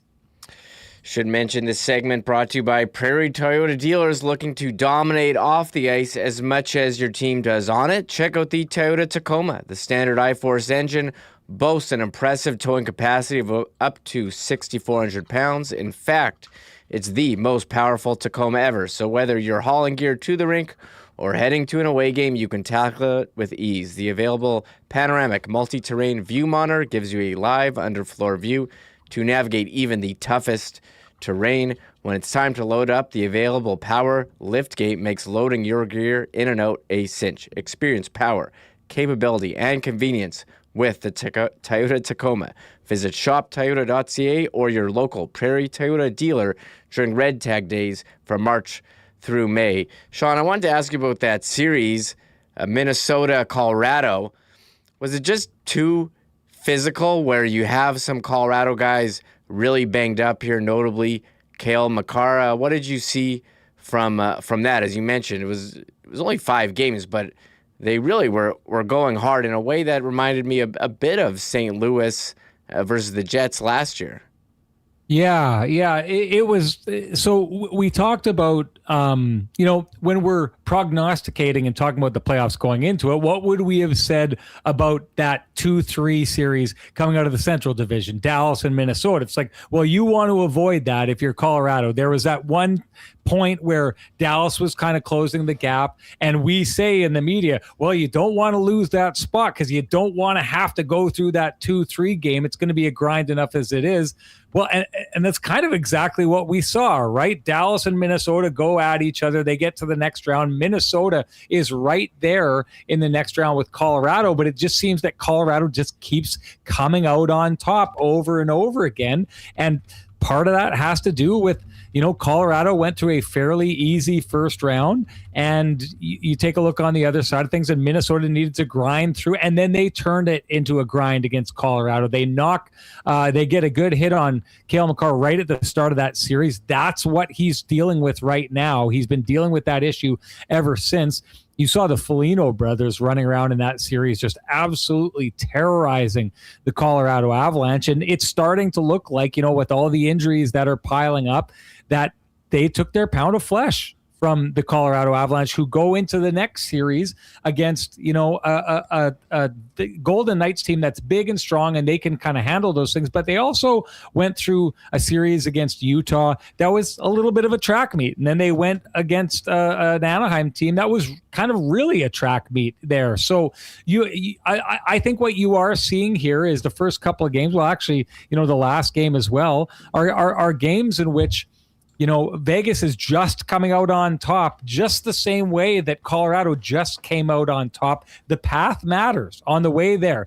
What you have to endure to get there, it matters on the way up. And so I think you're really seeing that in this Western Conference Final, is that one of these two teams had to go through a bit more of a war to get to this point. And it's the team we all expected to kind of breeze through, but it looks like, the past is catching up with the Colorado Avalanche. Let's move over to the other side of the bracket, Sean, where Montreal takes game 1, and you could tell Carolina was off. Maybe that was the rust. There were a lot of breakaways, 2-on-1s, defensive breakdowns. The last 2 games, they've completely shut things down, where Montreal, their shot totals are very low throughout the games. They're winning in overtime. Nikolai Ehlers shines in game 2, former Winnipeg Jet with the OT winner. What have you seen from that series, and Nikolai Ehlers doing his thing for Carolina in the third round?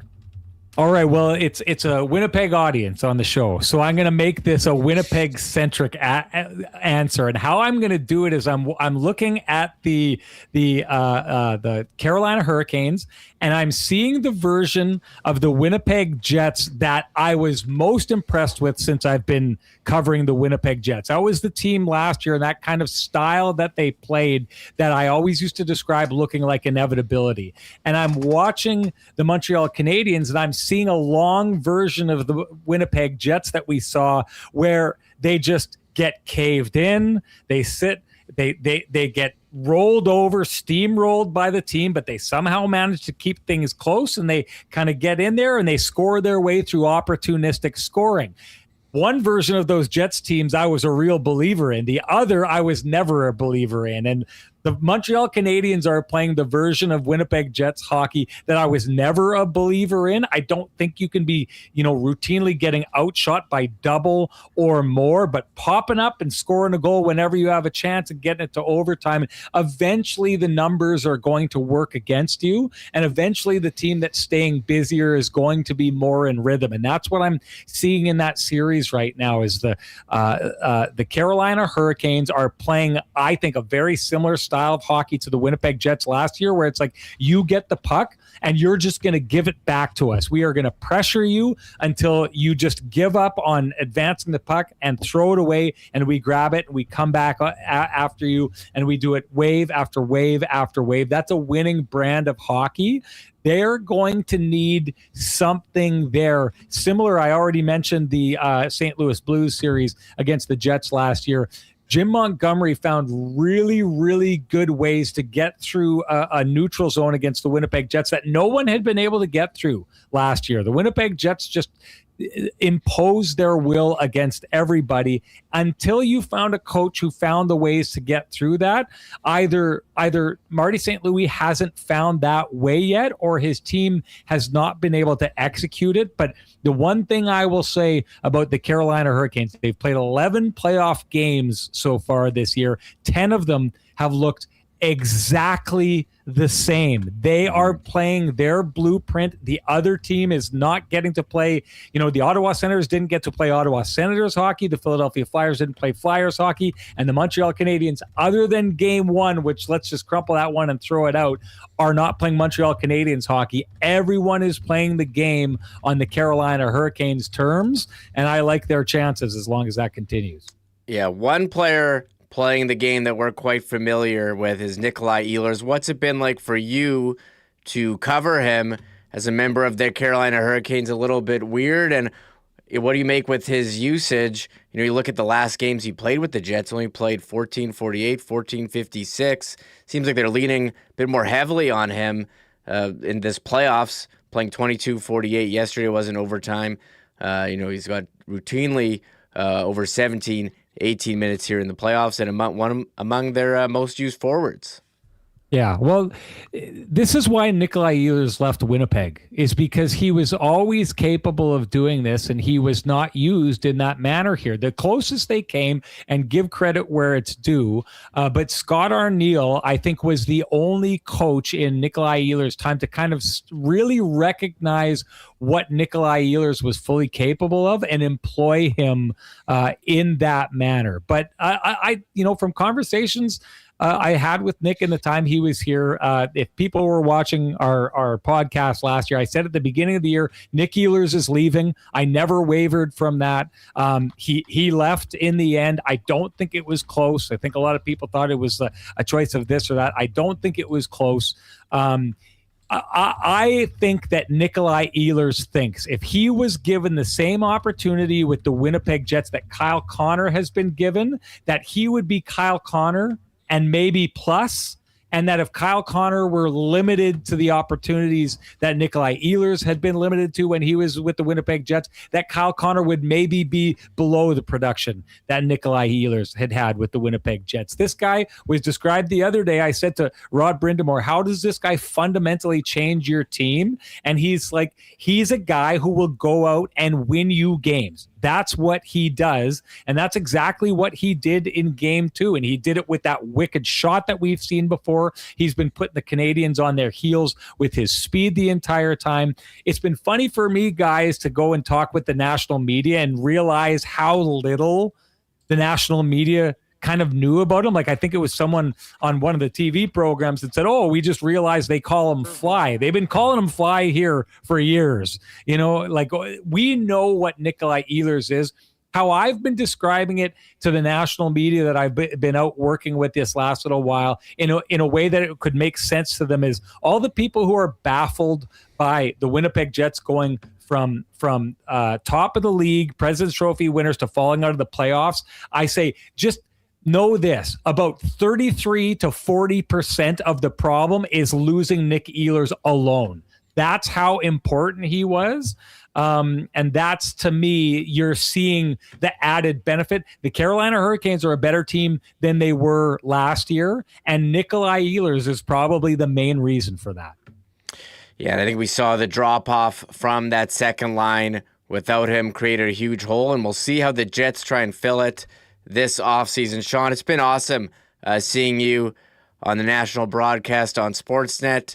Appreciate you coming back to the city today and making time here for us at the last minute. So thanks again, Sean. It was great talking with you, and look forward to seeing more of you on Sportsnet. You betcha. Thanks for having me, guys. Perfect. There he is, Sean Reynolds, host, Kenny and Rennie, member of the national media. Check him out on X. SN Sean Reynolds. We're going to continue the program here. The Toronto Blue Jays are about 2 months into the season after making the World Series last year. Not quite a walk in the park so far. Looking forward to hearing about that more with Josh Goldberg of the DFA podcast next. But first, here's Huss. Your World Cup headquarters is Royal Sports at 750 Pembina Highway. If you haven't already geared up for the biggest event of the summer, it's time to get down to 750 Pembina Highway and get yourself in red and white with gear for Canada's national team as Canada hosts the World Cup. Royal Sports is the World Cup headquarters with gear from all around the world, with the top teams competing in the World Cup. Some incredible World Cup merchandise as well. So start it off there, and while you're there, check out their soccer gear, softball, baseball, tennis, the incredible selection of bikes in the back. And make a note, because the final weekend of May, the 30th and 31st, it is tent sale time at Royal Sports. 50% off or more off, thousands of pairs of shoes and merchandise. Make a plan to not miss out on the incredible sales at the Royal Sports tent sale on the 30th and the 31st. The Winnipeg Goldeyes out hitting the road after the weekend, but we've got a great season of Goldeyes baseball ahead of us, including a Winnipeg Sports Talk event at the end of June, which we'll hope you'll join us for again. We've had incredible turnout the last couple of years. But in the meantime, make your plans, whether it be for a group, whether you want to do a corporate patio party, or just getting out in the sun in the summer at Blue Cross Park and watching the boys of summer do their thing with the cold LBJ in your hand and some of the incredible eats available throughout the ballpark. Goldeyes.com is where you'll find all the information on ticketing for individuals, games, groups, and more. And, of course, you can stay tuned to the Goldeyes all season long through Goldeyes.com as well. Looking forward to seeing all of you at the ball game. Man, we've had a lot of fun working with our friends at Travel Manitoba. This is a great time to familiarize yourselves with some of the great options in and around the province when we're getting to the holiday time and, maybe getting out of the city and seeing things outside of the perimeter. If you're planning your next adventure, start with Travel Manitoba. And whether you're searching for a road trip inspiration, hidden gems, or the latest festivals and events, everything you need is waiting at travelmanitoba.com. Looking for ideas on the go? Give them a follow on social media at Travel Manitoba for real-time inspiration, local tips, and can't-miss experiences from across the province. And if you prefer a personal touch, stop by one of the visitor information center at the Forks in Winnipeg. We're going to be looking forward to doing a live show down at the Visitors Information Center early next month as well. And speaking of great things to do in the summer, the ponies are back at Assiniboia Downs, live racing every Tuesday and Wednesday night, 7:30 p.m. post time, all summer long, as well as select Mondays. And if you really want to step up your racing experience, make a reservation in the clubhouse dining room and take advantage of that incredible world-class prime rib buffet and wagering from your table all night long. All the information on the upcoming and current live racing season is online at asdowns.com. And if you want to go head-to-head with myself and Michael Remis on our picks throughout the week, you can always play online at hpibet.com.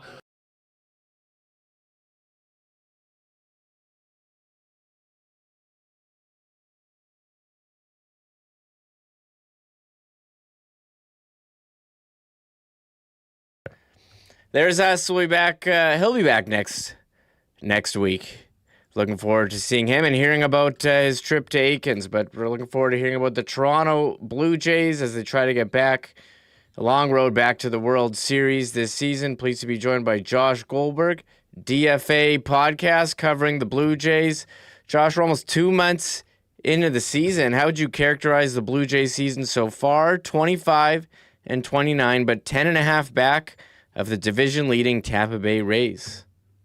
Pretty choppy, I think, is probably how I would categorize it. Injuries have certainly been a big part of everything that's transpired so far this season. Like, they really haven't played much in the way of meaningful games as a completely healthy roster. Really, they haven't all season. If you're talking about injuries in the rotation as well that were there before the season started. And beyond that, a lot of the players who kind of emerged last season have not been nearly as good. Like George Springer missed some time with the broken toe, but his numbers are way down. You know, Vladdy, we all know, only has 3 home runs this season. He's really obviously struggling to replicate what he did in October. There have been some positives, but you look up and down considering, you know, how guys have performed on the whole and the injuries. It shouldn't be that surprising that they find themselves where they currently are right now. Like, the deck has been stacked a little bit against them, and they haven't had the same level of internal, I guess, positivity in terms of a handful of players putting together good seasons like they did last year to kind of offset some of the production that's been lost with the guys who have been injured. And in typical 2026 Blue Jays fashion, a pitcher that is widely regarded as one of the most durable pitchers in baseball, Dylan Cease, is injured and on the 15-day IL with a hamstring strain. How is that going to affect the pitching rotation going forward here with Bieber still not back? Barrios had a setback, Tommy John surgery, Cease now injured. It's really just your Savage, Gausman, Corbin, and bullpen. Yeah. It's not. It's like there's no replacing a pitcher of that caliber, regardless. But it's just funny how coming into the season there was all this talk about how much depth the Jays had, and here we are before the end of May, and it's just completely been torched. And they have 2 real question marks. And, you know, Spencer Miles is going to get the ball tonight in a bulk role, and he's been awesome. He's 3 straight outings without giving up a run. So that's been a real pleasant surprise. They clearly valued something that he did when they targeted him in the Rule 5 draft, and he's looked the part. But beyond that, like maybe it's Chad Dallas coming up to replace Cease. There are no great options when you're this depleted in the rotation. It obviously could be way worse because it's not an arm or shoulder or elbow issue. So maybe it will just be the minimum or maybe a week beyond that. But it doesn't seem like it's going to be something that's going to sideline him for too long of a stretch of time. But with where the Jays are right now and kind of the hole they've dug themselves and the struggles that they've had, any setback like this is going to be hard to handle. and they're just going to have to continue to find a way. And more than anything, it would be great if the offense could kind of step things up in a more consistent manner. So if there is a little bit of a regression from the spot in the rotation that usually is occupied by Dylan Cease, which I think is probably a fair thing to expect, maybe the offense can step up in the interim and score some more runs and be more competitive instead of looking at his turn in the rotation as potentially an automatic loss, considering what you're losing in terms of the talent and everything that he brings to the mound when he takes the ball. As far as bats, is there any chance they get some of these guys back soon? Alejandro Kirk's been in the IL since April. Addison Barger beginning of May, and it seems like they dodged a bullet after Guerrero Jr. was hit on the elbow by a pitch on Sunday. Yeah, Guerrero, I still haven't seen the lineup for tonight. If he's not back in tonight, I would assume it'll be probably tomorrow. Kirk, it sounds like it's getting a little bit closer. I still feel like the end of the month is unlikely. I feel like maybe by the second or third week of June.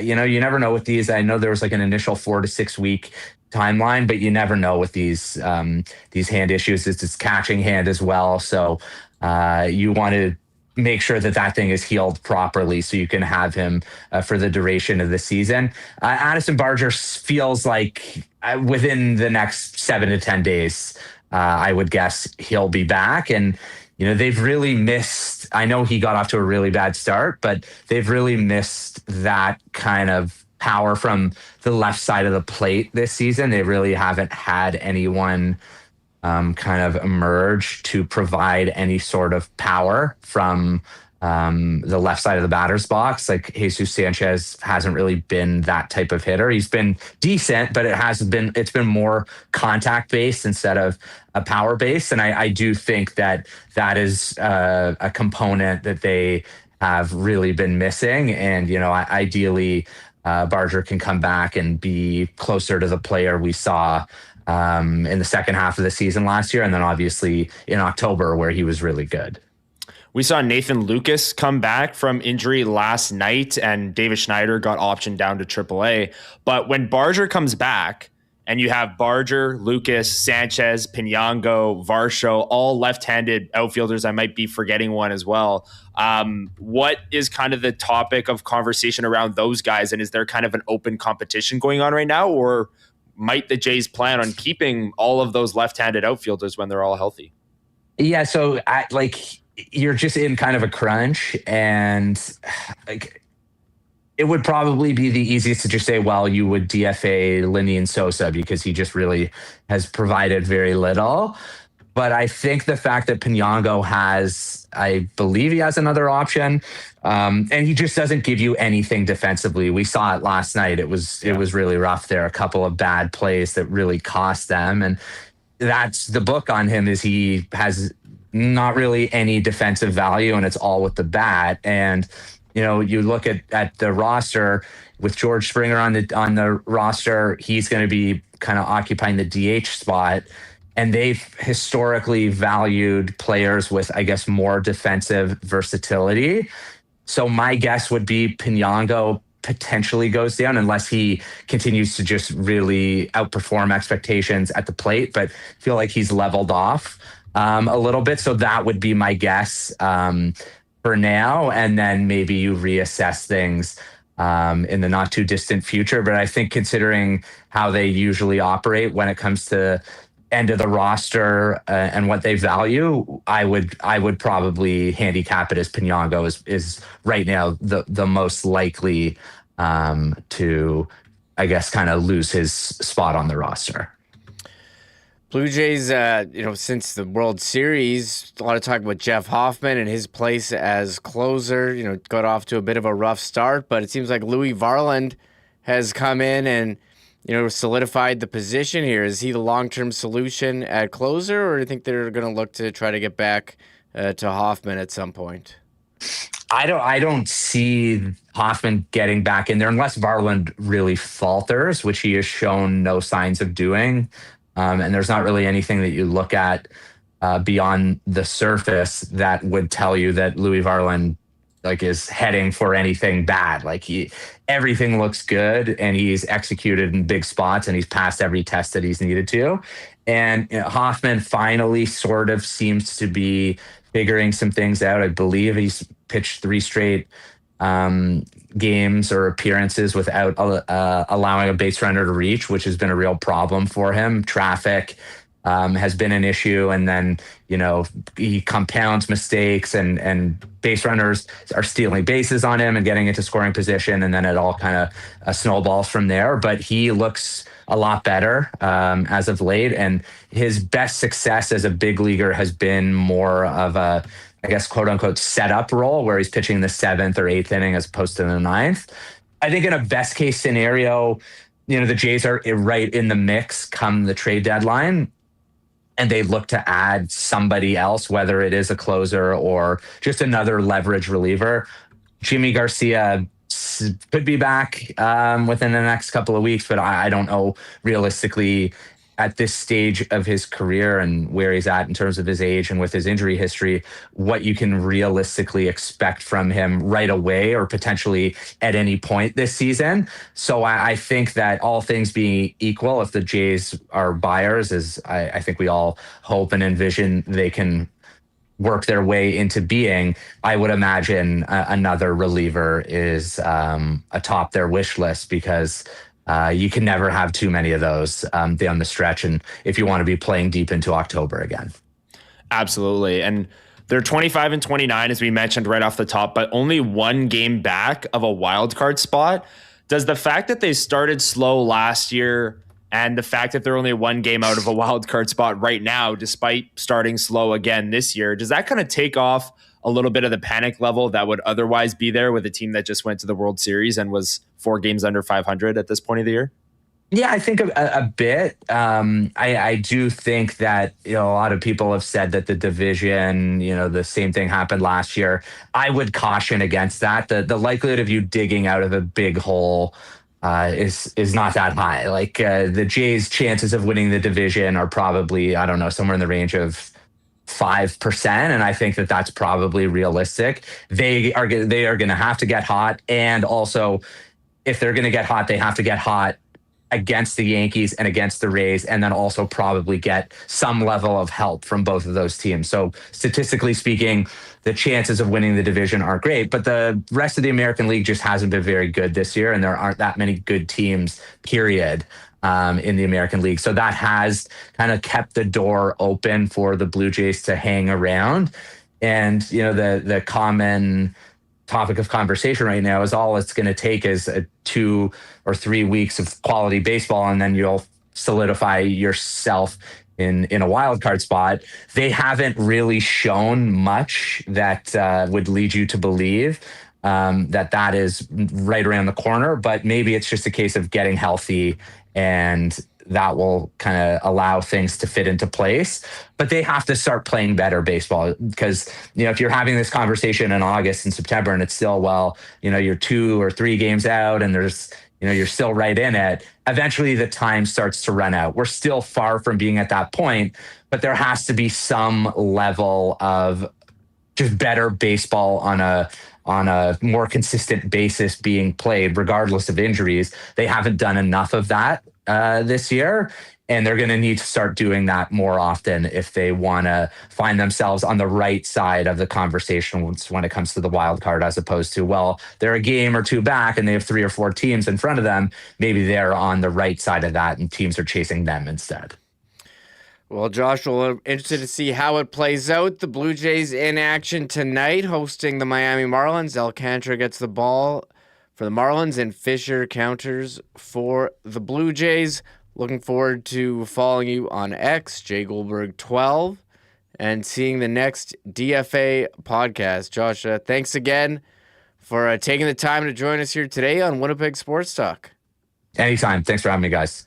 Perfect. There he is, Josh Goldberg, bringing his insight on the Toronto Blue Jays. And with the hockey game starting late tonight, perfect opportunity to watch a little ball before turning into Vegas, Colorado, Game 4. Winding down the show here, but first, here's us. Do want to thank our friends at Aikens Lake Wilderness Lodge for their support of WST. And right now is a great time to head over to aikenslake.com and sniff around on what might be available later on in fishing season. If you are thinking about a world-class fly-in fishing opportunity where you can be on the water in less than 2 hours from the city of Winnipeg, Aikens Lake is the spot. And not only is their world-renowned fishing 5-star, the hospitality from the Terren family and the Aikens team might even be better. Head on over to aikenslake.com or check them out on all the social media channels for Aikens at Aikens Lake for more information on the 2026 fishing season out at beautiful Aikens Lake. And the golf season is well underway right now, and we'll be swinging them all summer long out at beautiful Breezy Bend. Breezy Bend's one of Winnipeg's top private courses that has undergone a ton of improvements over the last decade or so, both on the course with a number of new holes, as well as in the clubhouse with their beautiful patio in the 19th hole, the best in the province. Breezy has something for everyone. If you're thinking about a long-term golfing home for you and your family at one of Winnipeg's top private courses, check out breezybend.ca or give a call to the course at 895-7205 and talk to our pal Corey Johnson about membership at Breezy Bend. All right, let's give a big cheers to our friends at Winnipeg's favorite local brewery, Little Brown Jug. Don't forget, 1919 and generic, now available in small cans and 24s at your local beer vendor. You train day in and day out, learning new techniques, approaching new concepts, and living out the thrill of achieving your goals. Building a craft beer is no different. While you spend your hours on the ice, we spend ours here, brewing our trademark beer. Again, and again. Here's to pushing the status quo and challenging ourselves to build something memorable. 1919 by Little Brown Jug.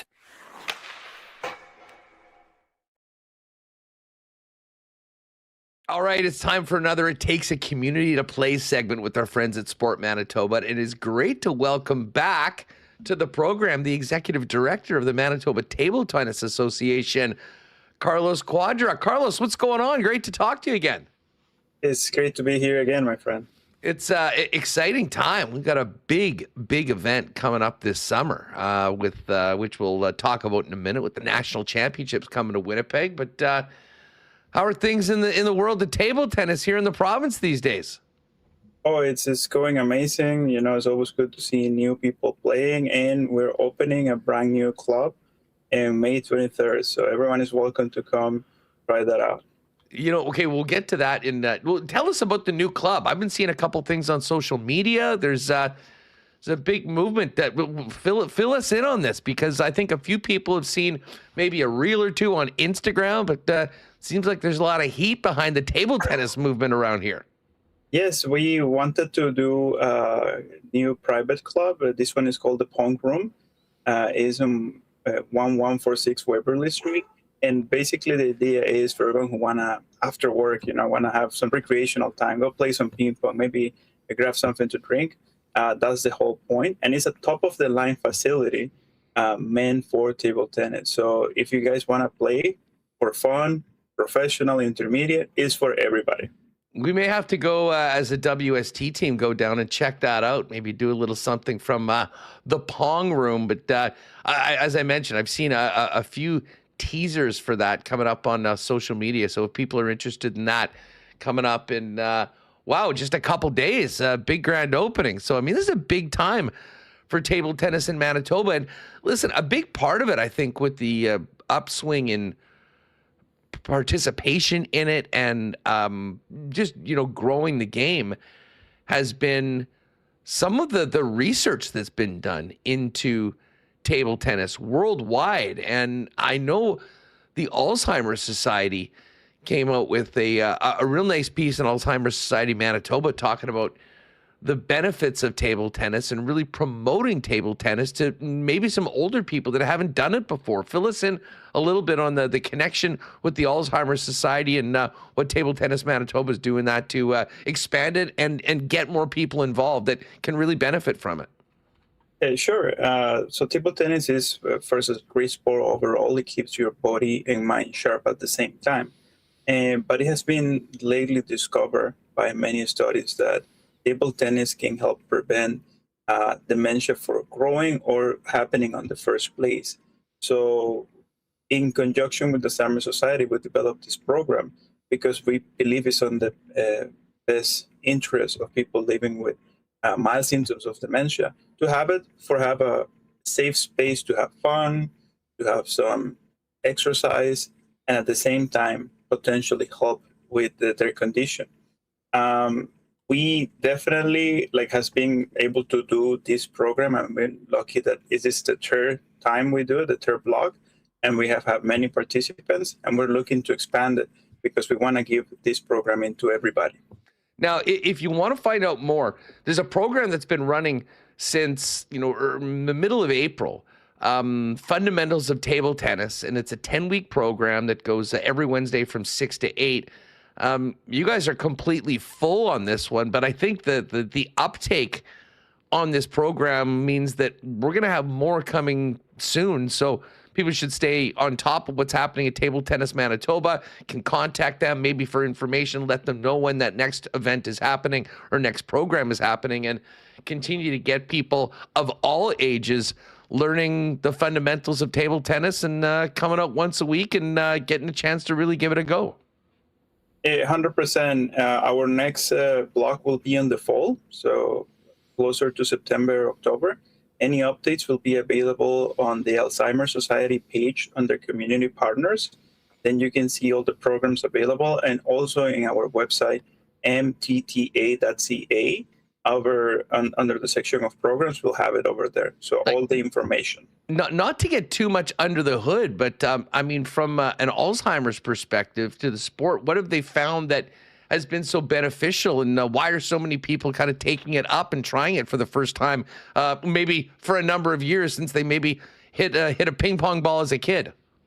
I think it's the idea of having a space for to be social, like having a little bit of communication with other participants, because we focus that we want to have this program for them to learn something new, but also have fun while they're doing it.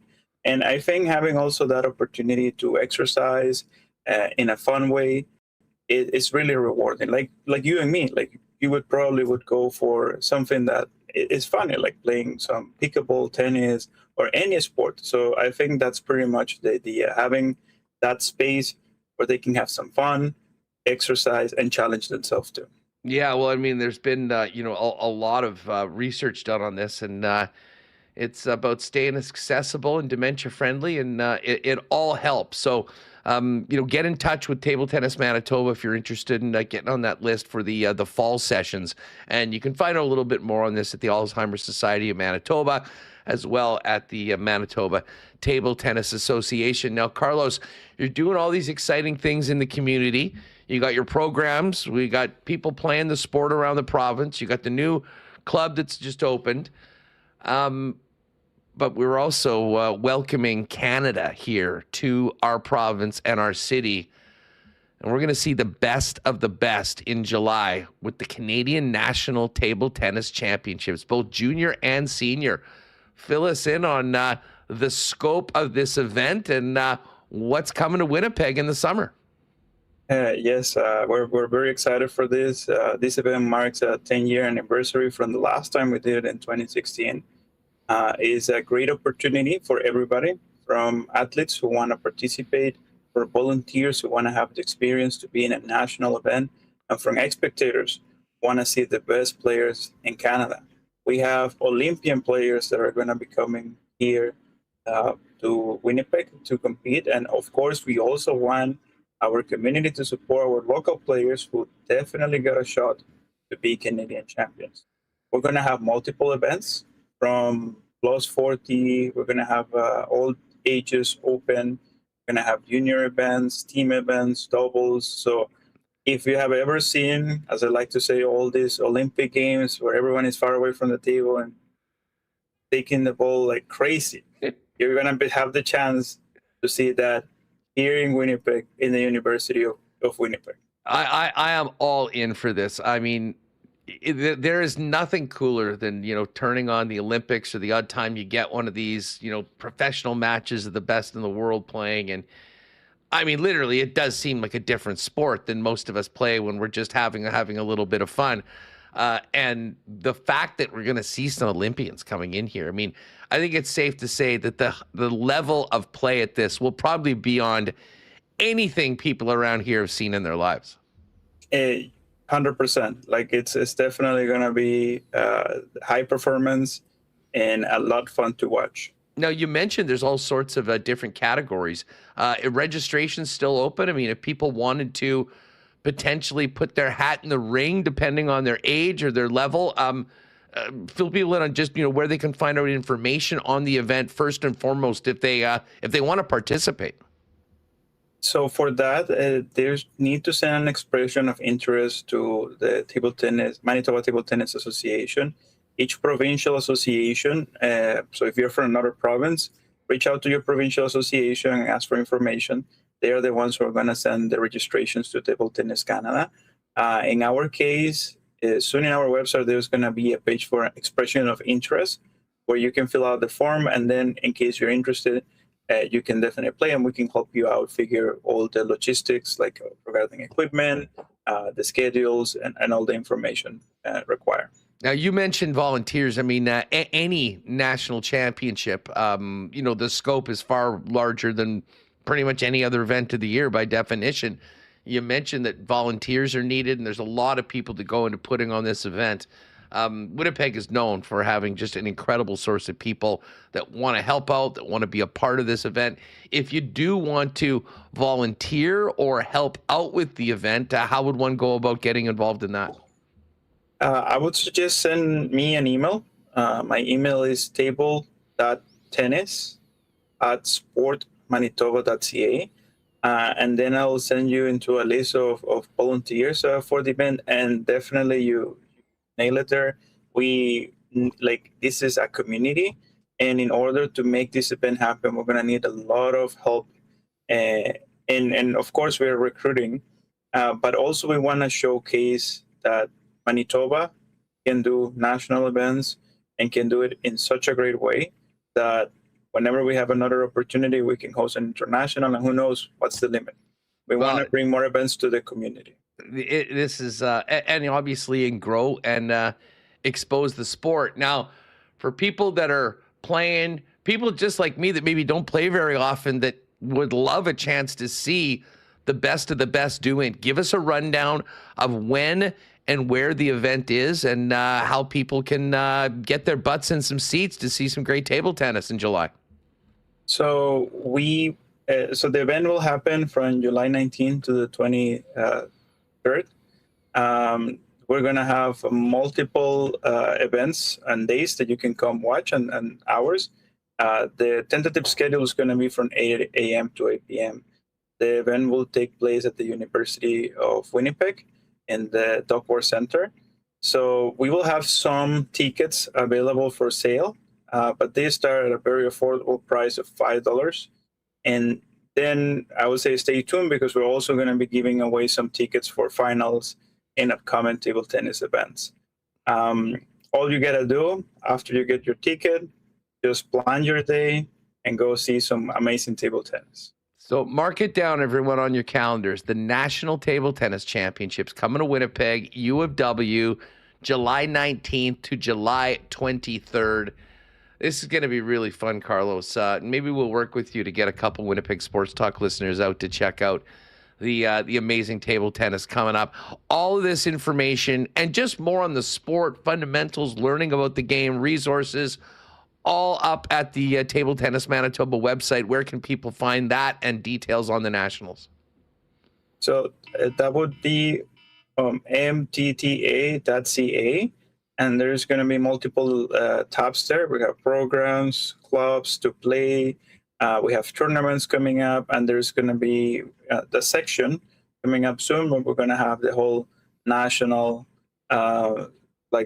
about the event, participants, and a little gallery of pictures for everybody. Love it, love it. Well, listen, it is great to have you back on the program. Great to hear about the growth of table tennis in Manitoba, and even more exciting to hear about the national championships coming up in July. Again, MTTA is where you want to go to find out all the information. July 19th to 23rd at U of W is the national championships.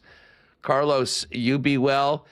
Keep those shots on the table, and I will look forward to seeing and talking to you in the next couple months as we get closer to hosting Canada's Best here in Winnipeg for the Nationals in July. Thanks for doing this.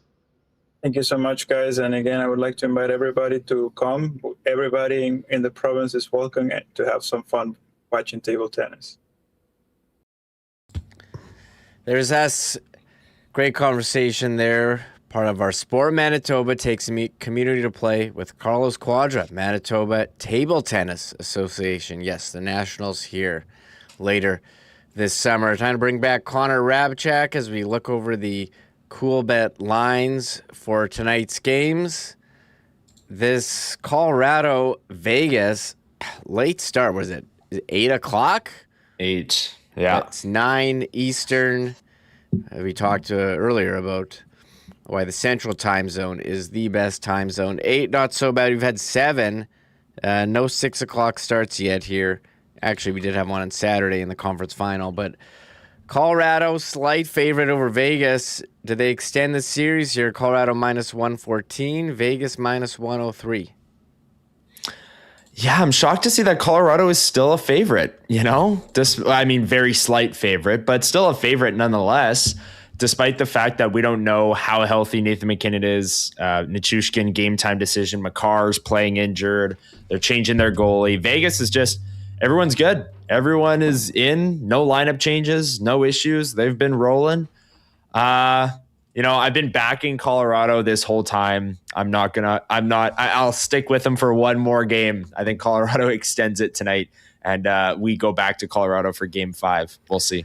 They have to win one game, right? I mean, Right? President's Trophy winner getting swept. Seems crazy. Looking for scores. Nathan McKinnon, he's banged up. He's playing plus 101. Jack Eichel plus 195. Mitch Marner, where will he be on our Conn Smythe power poll later on this week? Landeskog, Hurdle plus 220, 265. How about Mark Stone plus 285 to score a goal? Brad Howden, plus 315. He's been pretty good. Barbashev, plus 375. William Karlsson, who's found a home playing with Mitch Marner, plus 430. And that's that game. We got tomorrow night. That's at 7. Carolina in Montreal. They're a big favorite, minus 147. I feel like Carolina's got this one on lockdown the way they've been playing. Montreal's got to find something to get possession, get a shot on goal, and Carolina's just been dancing around with it for a majority of the game. Yeah, and look, they get home ice back. They're up 2-1. They're a favorite in game 4. You scroll down and look at the series price.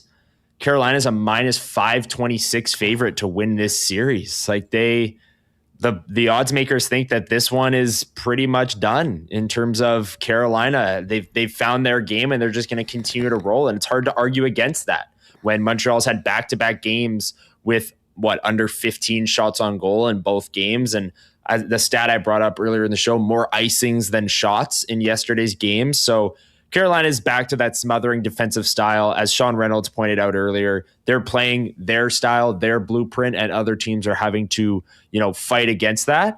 And if Carolina can win game 4 as well, going up 3-1, going back home for game 5, that would be potentially curtains for the Montreal Canadiens. If they keep going the way that it's been, it's going to be tough for Montreal to, score goals, let alone get wins. No shots there when the last 20 or so minutes of overtime and part of the third period. Stanley Cup winner Carolina is the favorite now, plus 135. Vegas plus 150. Montreal plus 460 and Colorado plus 1350. I did see someone in chat say they were taking Carolina over Vegas, and there's no way Carolina was losing. I think it would be a pretty close series either way, and I'm not going to make any wild proclamations. You just hope that it goes 7, right? I mean, I guess, yeah. Or you want it to end early and get this thing over with, move on to the draft talk. Let's get the offseason rolling. Yeah, let's get this over in 4. I'm fine with that. And I posed this question to you earlier, and look, I don't care what the ratings are. I'm going to watch the Stanley Cup final, but I'm very interested to see what a Vegas-Carolina final looks like in terms of TV ratings, because I'd have to think it would be pretty low. But again, I'm watching regardless. I'm not watching the games thinking like, oh, think of those poor TV networks and their ratings. But I'm curious to see what it ends up being for sure. Yeah, Montreal is a big driver for Sportsnet. I don't know how well they play in the U.S., but I have seen repeatedly ESPN and TNT put out what great viewership they've had. I think it's on ABC in the U.S., so it would be pretty strong. They're just being on broadcast TV. Here on Sportsnet, I think it would still be okay, but yeah, not as high with Montreal, and yeah, Carolina, not exactly a draw. And I was thinking while watching the game last night, what a shame it would be for Carolina if they lifted the cup in those white jerseys they wore yesterday if they were to win on the road. Those got to be the worst in the league. The whole thing with the arms, whatever's going on, that reminds me of the Coyotes redesign. The logo, that it's like one color and not just the normal logo. I don't know who designed those. They actually had I thought they were terrible at the time, like when the Hurricanes came into the league, but they're actually, like the ones they won the cup in were pretty good. I don't know. I don't know what they're doing with those jerseys, Connor. They're terrible. So they've had some very nice ones in the past. Like you just brought it up. The one they won the cup in is really nice, I think. I love that jersey. And even they've had ones recently where it says Canes across the front instead of the logo. I think the logo is the biggest problem, and how it's just the red and black. And then the arms, you mentioned it. This is our daily fashion segment here on WST. But the Canes jerseys, I'm also not a fan. I hate their black jersey too. I don't like that logo. Let me bring up their jerseys. My favorite website here, NHLuniforms.com. Can't even. Oh, here it is. Here, check. These are. Oh, it's not letting me do it. Anyways, these are the jerseys here. Like, I like this red one. That's more like the traditional. But this black one, I guess the logo is a hockey stick with the Hurricane flag. It's better than this red one. Too much going on the arms, and the logo is atrocious with the black coloring instead of their standard way that it's been. And also the numbers with the one, they're not layered. It's just one color number. I don't like it either. Yeah. I'm personally not a fan of the white jerseys. They're terrible. I hope they don't. If they were to win the Stanley Cup, maybe the ugliest jersey worn by a cup winner. That's just off the top of my head. That'll be a new power poll. You'll have to look back at all of the past cup lifting, the jerseys that they're wearing and rank them the past 5 years. And I'm okay with the Vegas ones. I don't mind the Vegas gold. I don't mind the gold helmets if they did wear them, although I don't think they are in the playoffs. I don't mind Vegas's uniform setup. But I think we're getting too far ahead of ourselves. Hasn't been clinched yet. Crazier things have happened. And you look at the last time a team came back to win a 3-0 series, 2014, Kings against Sharks, 2010, Flyers, Bruins. And we do remember Edmonton pushing to 7 against Florida, down 3-0. What an epic comeback that would have been. As far as NBA goes, Spurs, Thunder, that's tonight. And the Thunder, 4.5-point favorite. But did the Knicks win yesterday? They did win. They did. They're going to the NBA Finals, and New York is going nuts. And I see they're having issues with their watch parties and how crazy people are going on the streets when the Knicks win and all that stuff. But good for them. It's been a long time.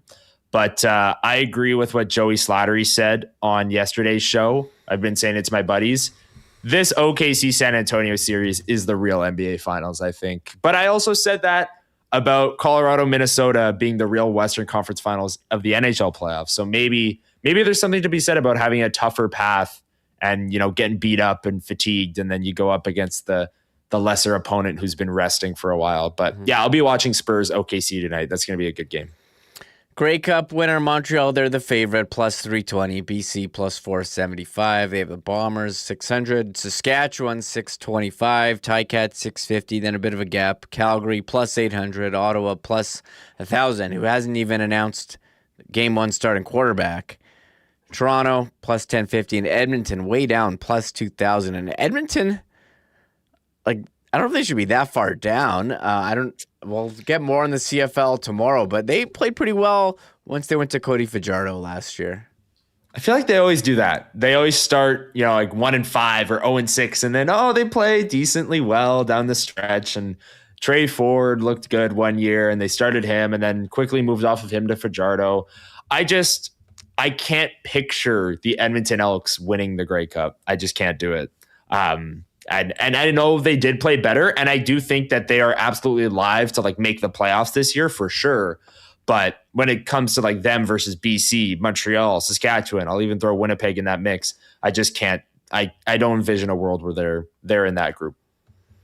We'll have to wait and see. We'll be previewing more CFL tomorrow with Marshall Ferguson.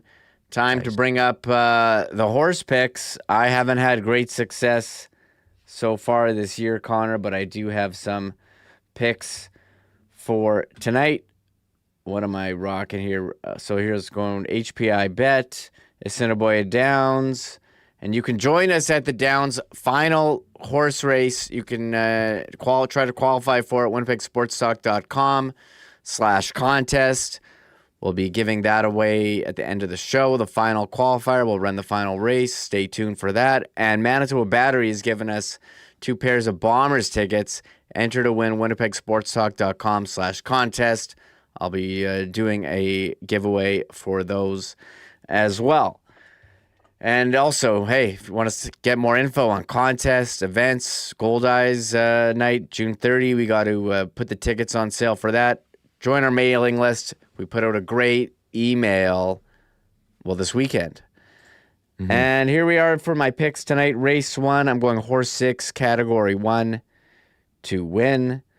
Race 2, horse 1, high miler. That's the second on the program selection, AI Smart Pick to win. I'm on race, so I got 1, 2, 5, 6, and 7. On race 5, I'm trying to keep it simple here, just pick winners. Going for a long shot one here. Horse 3, Big Tippa to win. That's a long shot. That was a low dollar bet. And number 6, this was my big one. I got a trifecta. 3, 6, 8, Mighty Mike. That's with 2 E's on Mighty Mike. Mikey. And 3, 6, Prime Suspect. Sorry. And number 8, Acknowledge. So I got the 2 favorites with a bit of a longer shot, hoping Acknowledge can slip in there. And race 7, I got horse 8 to win, Mr. Dazzle, who's been in there for a while, Mr. Dazzle. So those are my horse picks for tonight. I'll have to send Hustler a reminder text to say, hey, put your picks in. He's got a bit of a lead on me. And I do see people following the Canada game. They've tied it up 2-2 against Czechia. They'll be playing the U.S. on Thursday. The time, TBD. Connor, it's been approaching 3:20 here, so I think time to wrap this thing up for you. Big plans for this evening before settling down for this game 4. No, I going to be watching. I mean, the Jays are at 6. The NBA game's at 7, and then the hockey game's at 8. So pretty good progression there to watch all 3 of those. I'll watch the rest of this Canada game. Celebrini scored again. Another assist by Sidney Crosby. Pretty nice play. So this game's 2-2, despite the fact that it doesn't matter. It doesn't matter for standings, I should say. Looks like it'll be a good finish here. So watch that, and then get to the hockey. Hopefully Colorado wins just simply so that we get more hockey. That's where my rooting interest lies tonight, I think. Perfect. Well, I've got my daughter's soccer game, It's going to be great. Nice. I've been Great cleaning. weather. Yeah, finally. We're not wearing toques for this one as we have for the last couple Tuesdays. I've also taken on a project cleaning out my laundry room, which has a ton of boxes, mostly of WST merch. So I'm gotta put the hoodies back on sale. WinnipegSportsTalk.com/shop. You've got some hats there, toques. I don't think you need them anymore. Although you never know with the way the weather's been. Still haven't put away the winter stuff.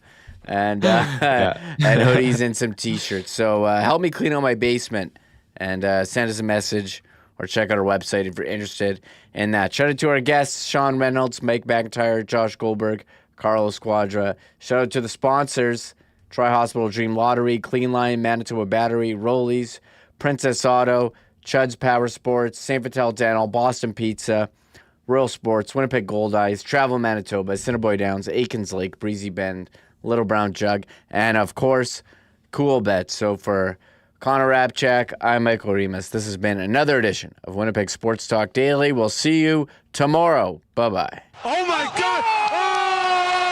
Oh! Shut it down! Let's go home! Thanks for tuning in to Winnipeg Sports Talk Daily.